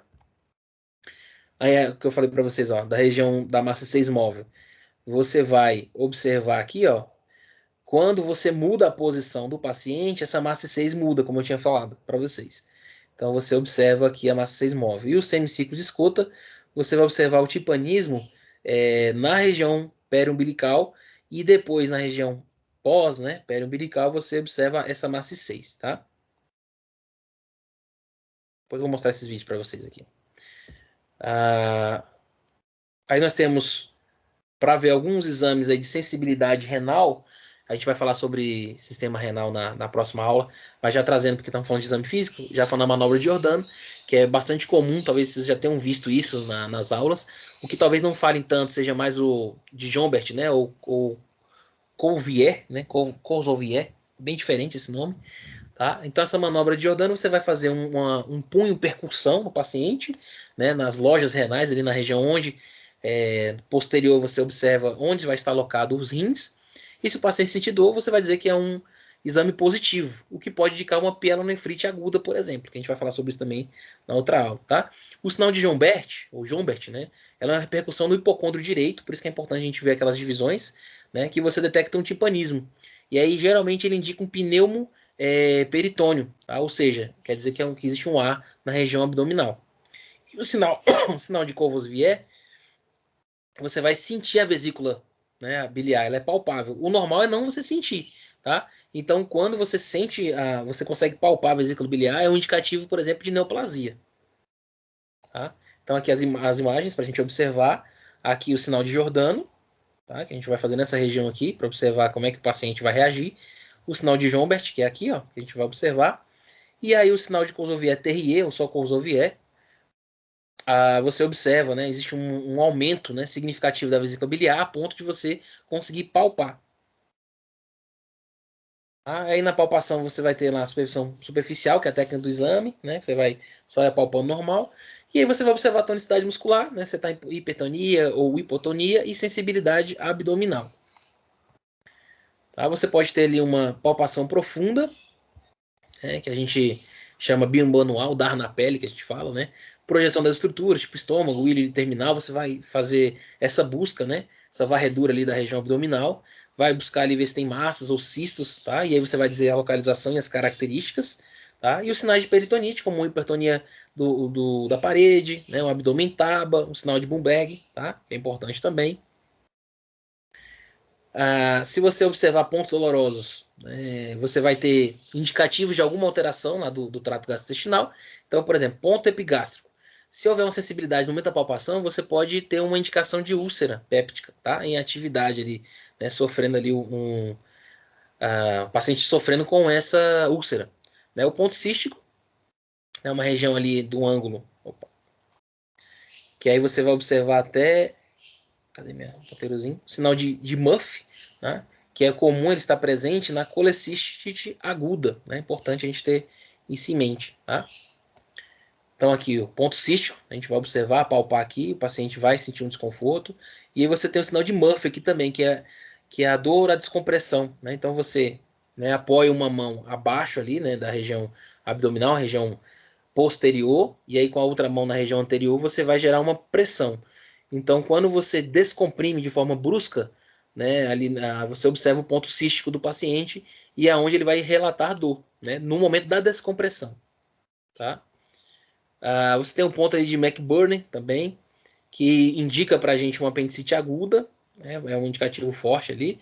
Tá? E o sinal de Bloomberg, que é a dor de descompressão também, quando você vai apalpar a região lá onde o contato do apendicite, né, ou do apêndice, aliás, que aí vai indicar para a gente uma apendicite aguda. Então a gente tem aqui a observação do McGurney, aqui você vai fazer a compressão, tá? E aí na região de Bloomberg você vai fazer na região mais abaixo, ali na região inguinal, e aí na descompressão o paciente também queixa de dor, tá? Não é nem quando você comprime, é quando você descomprime. Tá? E aí você tem exames, né, de órgãos específicos, por exemplo, lá do fígado, região biliar. Falei para vocês da biliar, por exemplo, que o sinal te mostra, né? Se você apalpar ali, que é provavelmente um sinal de. Não deu branco agora. Sinal de neoplasia, né? Que a gente já viu sobre isso. Tá? Então aí você vai observar e você vai analisar o tamanho do fígado, borda, romba fina ou bocelada, superfície lisa, irregular ou nodular, consistência esponjosa, endurecida ou pétrea, tá? Se existe uma pulsação ali, se tem sensibilidade, ou seja, se o paciente está sentindo dor naquele sinal, e aí você observa o sinal de Murphy ali, sinal de Courvoisier naquela região também. Aí aqui é outra imagem mostrando para vocês aí o de Lemos-Torres, que é uma forma que você tem para analisar o fígado, tá? Palpar o fígado. Então você vem lá com a mão esquerda naquela mesma situação na região posterior que eu falei para vocês, enquanto você vem lá com a região, com a mão direita, né, na região, acima da região lombar, digamos assim, tá? E aí vai ser espalmada, tá, sobre a parte anterior, e aí você vai tentar palpar a borda hepática, que em um exame normal você não conseguiria observar, né? Você até pode sentir de leve, mas não é algo muito evidente. Aí se você consegue ver com muita evidência, porque o paciente tem alguma alteração na região do fígado, que eu falei para vocês. Tá? E aí o exame de baço, você precisa deixar o paciente na posição de Schuster, que é essa posição. Tá? Não sei se eu tentei achar algumas imagens na internet, mas estavam bem desfocadas, eu trouxe essa imitando. Então você deixa o paciente meio que na posição lateral, mas aí você vai pedir para ele dobrar a perna e aí colocar o braço embaixo da cabeça. Né? E aí você vai conseguir fazer percussão e palpação para poder analisar o baço nesse momento. E aí você avalia o tamanho, borda, tá? E a consistência. E a região que a gente consegue observar, ó, você vai fazer esse movimento aqui, a palpação do baço. E aí, geralmente, você não vai conseguir palpar o baço também, né? No baço normal, ele não é palpável. Mas aí, se você conseguir palpar a diferença do tamanho aqui do normal no caso de uma esplenomegalia, né? Que é o aumento do órgão. Aí você consegue acabar palpando, né? Então essa técnica aqui, ó, que chama técnica de Mathieu, tá bom? De você fazer essa palpação da região do abdômen. Aí aqui nós temos uma imagem bem legal que mostra algumas cicatrizes, né, de regiões que vão te indicar algum procedimento que o paciente tenha feito. Então é legal você observar, ó, cicatriz epigastra mediana, se o paciente fez, por exemplo, uma laparostomia exploratória, vai ser comum ela ter cicatriz nessa região aqui, porque abre, né, o abdômen inteiro. Né? Eu posso ter uma cicatriz de coxa, né, que geralmente indica para nós uma colecistostomia, ou seja, coletou a vesícula, tá? Retirou a vesícula. Nós podemos ter uma cicatriz de flanco esquerdo, geralmente resulta de uma cirurgia renal, né? O paciente teve alguma intervenção lá nos rins. Aqui embaixo, né, que é a cicatriz de McBurney, indica uma apendicectomia. Então, se você estiver avaliando o paciente, é muito mais elegante, né, muito mais profissional, muito mais técnico você colocar que o paciente tem uma cicatriz de McBurney do que dizer que ele fez um apendicite ou retirou o apêndice, né? Pode ser colocado assim? Pode, mas fica muito mais elegante, muito mais chique, né? Se você usa os termos dos nomes das cicatrizes, né?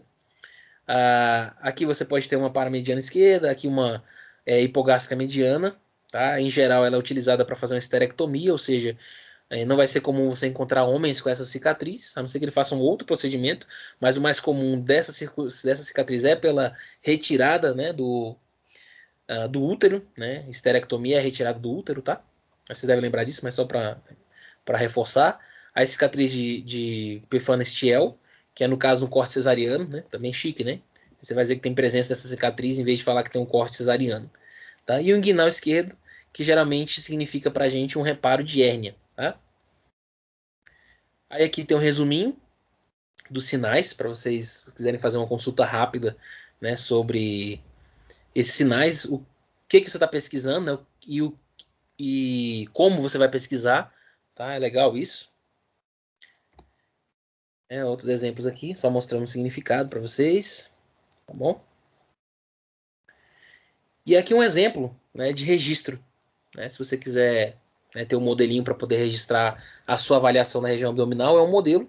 Não existe um padrão oficial, mas você precisa fazer o registro da sua avaliação. Então, desde que você faça um registro fidedigno do que você avaliou, né, a gente já considera.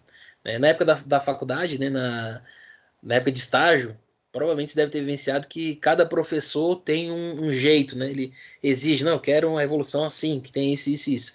Mas, de modo geral, a gente não tem um modelo assim, olha, tem que seguir exatamente esse. Como falei para vocês, o ideal é que vocês façam um registro do que vocês identificaram.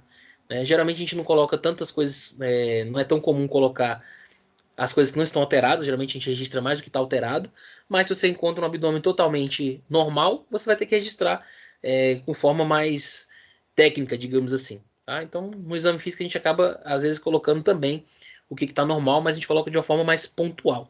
Tá? Então, um exemplo seria, posso falar que o abdômen é plano, sem lesões de pele, sem cicatriz, circulação colateral, retrações ou abalamentos. Abalamento, pessoal, é interessante lembrar, porque muita gente confunde abalamento como se fosse uma depressão, e não é. E na verdade, o abalamento ele é um aumento, digamos assim, como se fosse lá o abdômen globoso, só para lembrar que ele tem um aumento ali na estrutura, ele não é um rebaixamento, tá? Aí continuando aqui, uma peristalse não identificava a inspeção, ou seja, você olhou o paciente e não viu movimentos peristálticos, que é normal você não visualizar, na verdade, porque como eu falei para vocês lá na inspeção, se você visualiza um movimento peristáltico, na verdade, ali existe uma obstrução intestinal, né? Pode ser algo que o paciente está muito tempo sem evacuar, por exemplo, ou pode ter uma massa ali, um tumor, por exemplo, então tem que ter esse cuidado, tá? Ruídos hidroaéreos presentes nos 4 quadrantes que você vai fazer essa avaliação, tá?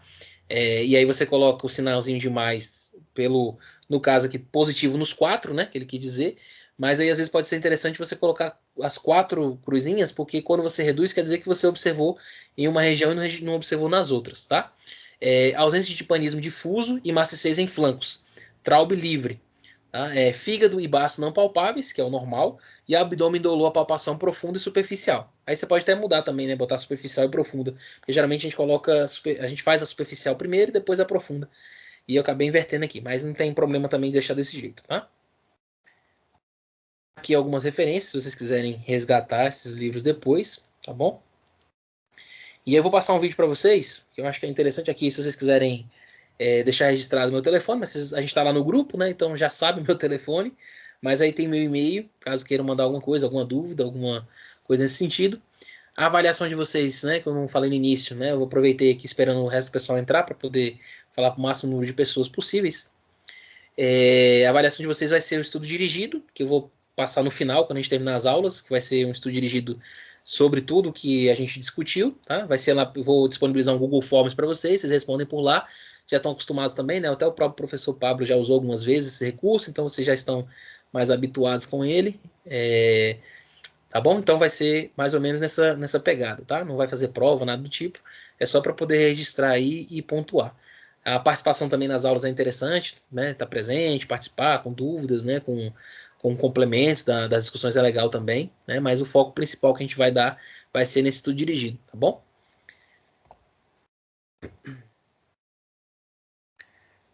passar aqui.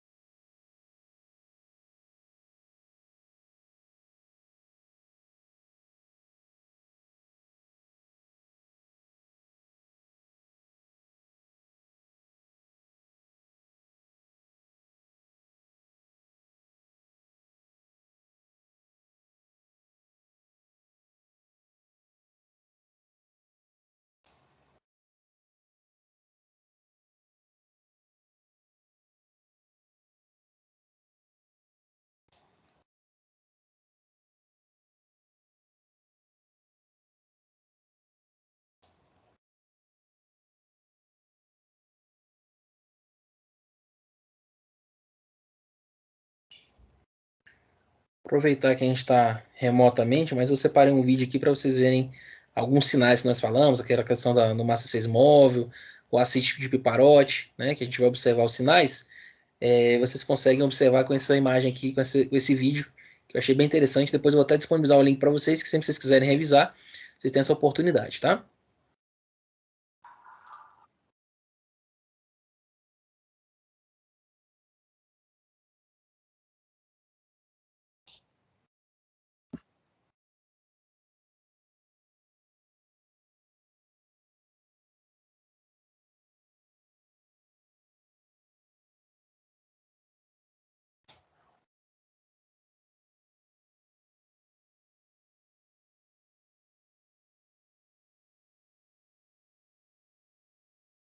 Alguém está escutando alguma coisa? Eu acho que está sem áudio. Vocês não estão ouvindo, não? Não. Eu não. Ainda bem que dessa vez vocês falaram mais rápido, né? Espera aí, deixa eu ver aqui se...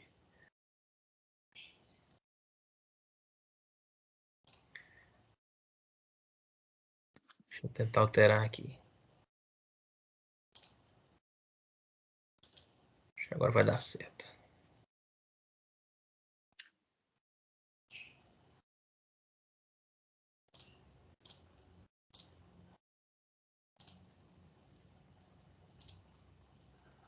Sólidos aumentados dentro de um abdômen acima.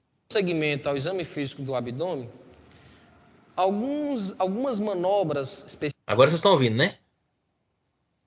Sim, agora sim.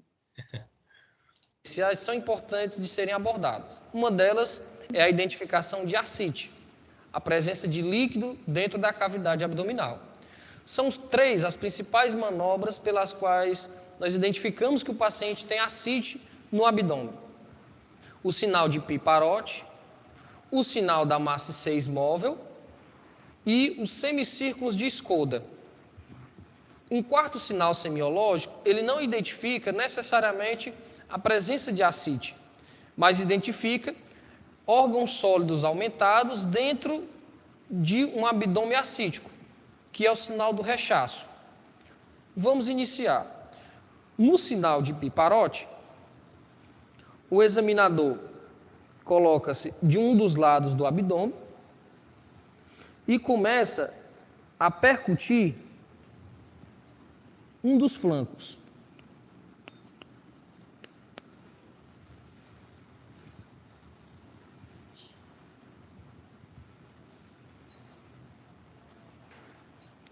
Começa a realizar pequenos piparotes em um dos flancos, e se o paciente tiver uma ascite volumosa, as ondas,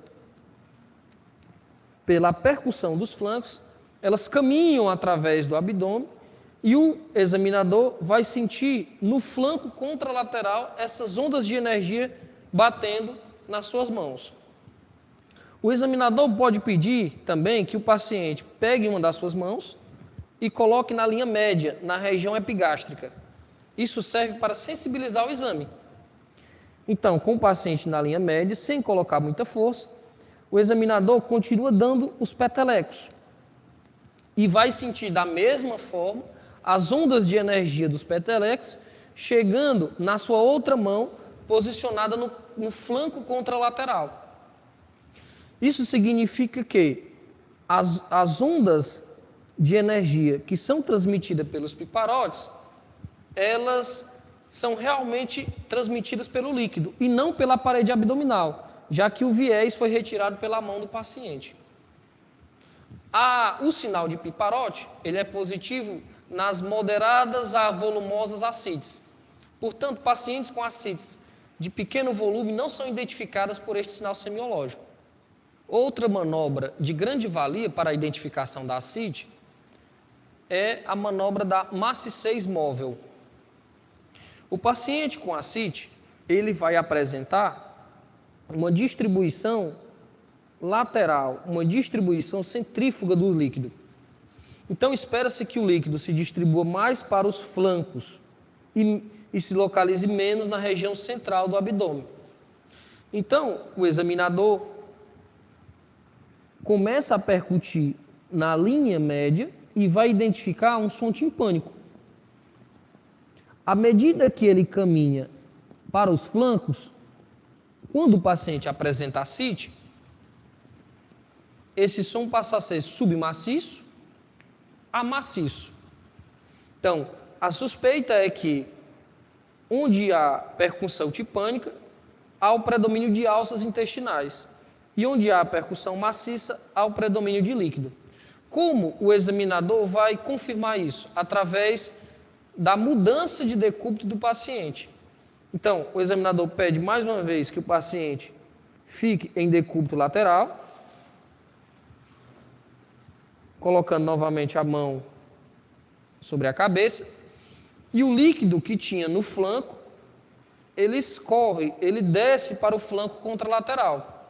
E o examinador espera que o local, que uma vez era maciço, passe a ser timpânico. Então, é o sinal da maciçez móvel. Então, ele começa a percutir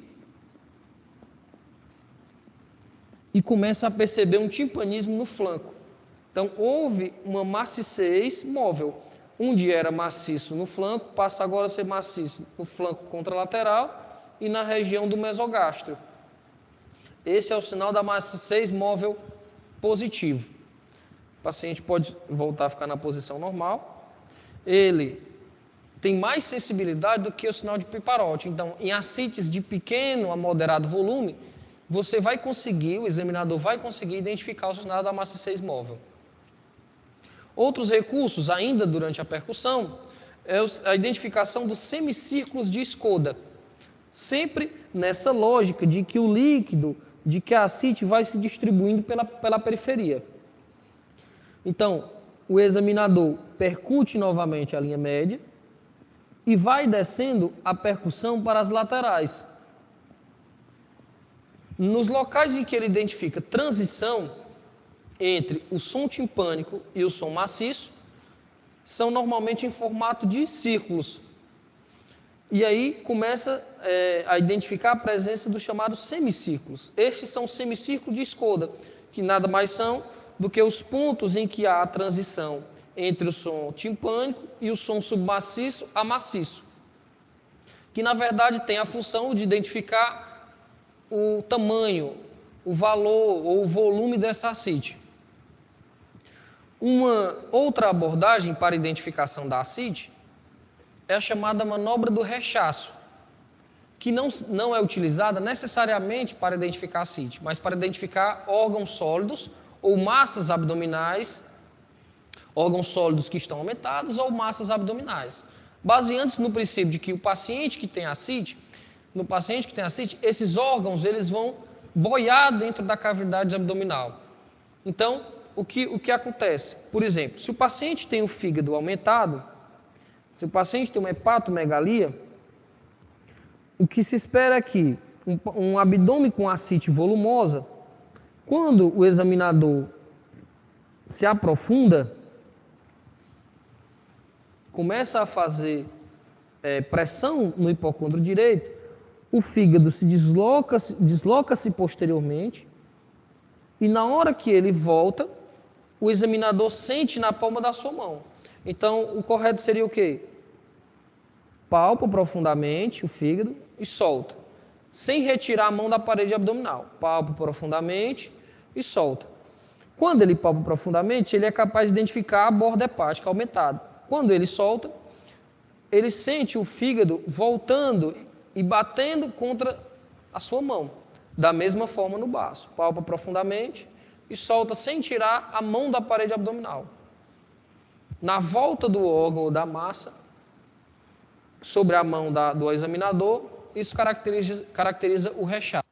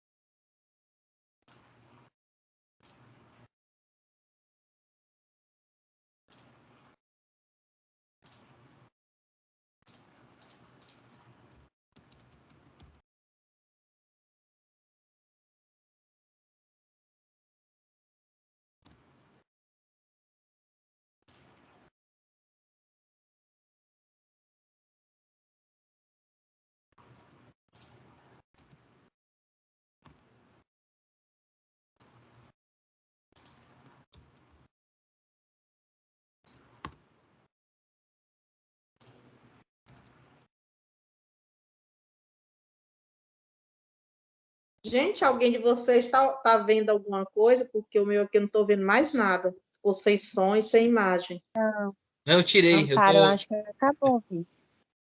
eu tirei, eu vou colocar outro vídeo, que não tá passando aqui.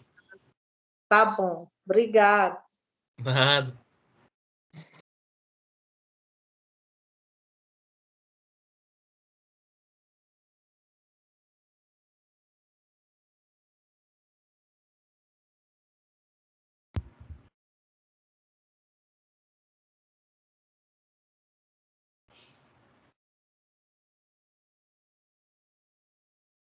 Dani, Dani,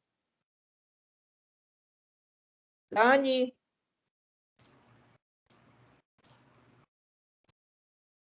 Oi, amiga. A Marcela veio aqui. Fiquei tão Que feliz. dia? Hã? Que dia? Hoje tá com 8 dias.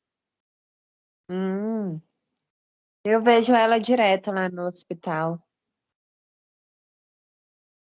Ah, pois é, ela veio aqui me ver, ia lá na casa de um parente do esposo dela, ela veio aqui. Me pegou de surpresa, eu toda descabelada.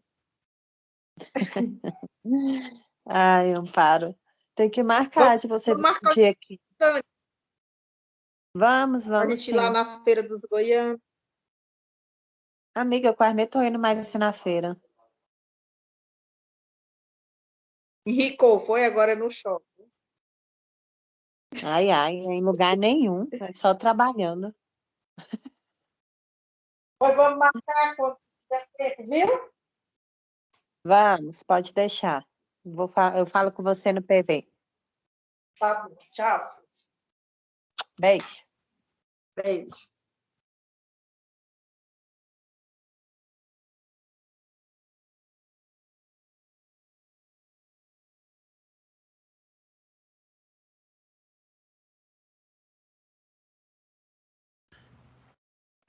Bom, pessoal, eu queria mostrar para vocês um outro vídeo de exame físico.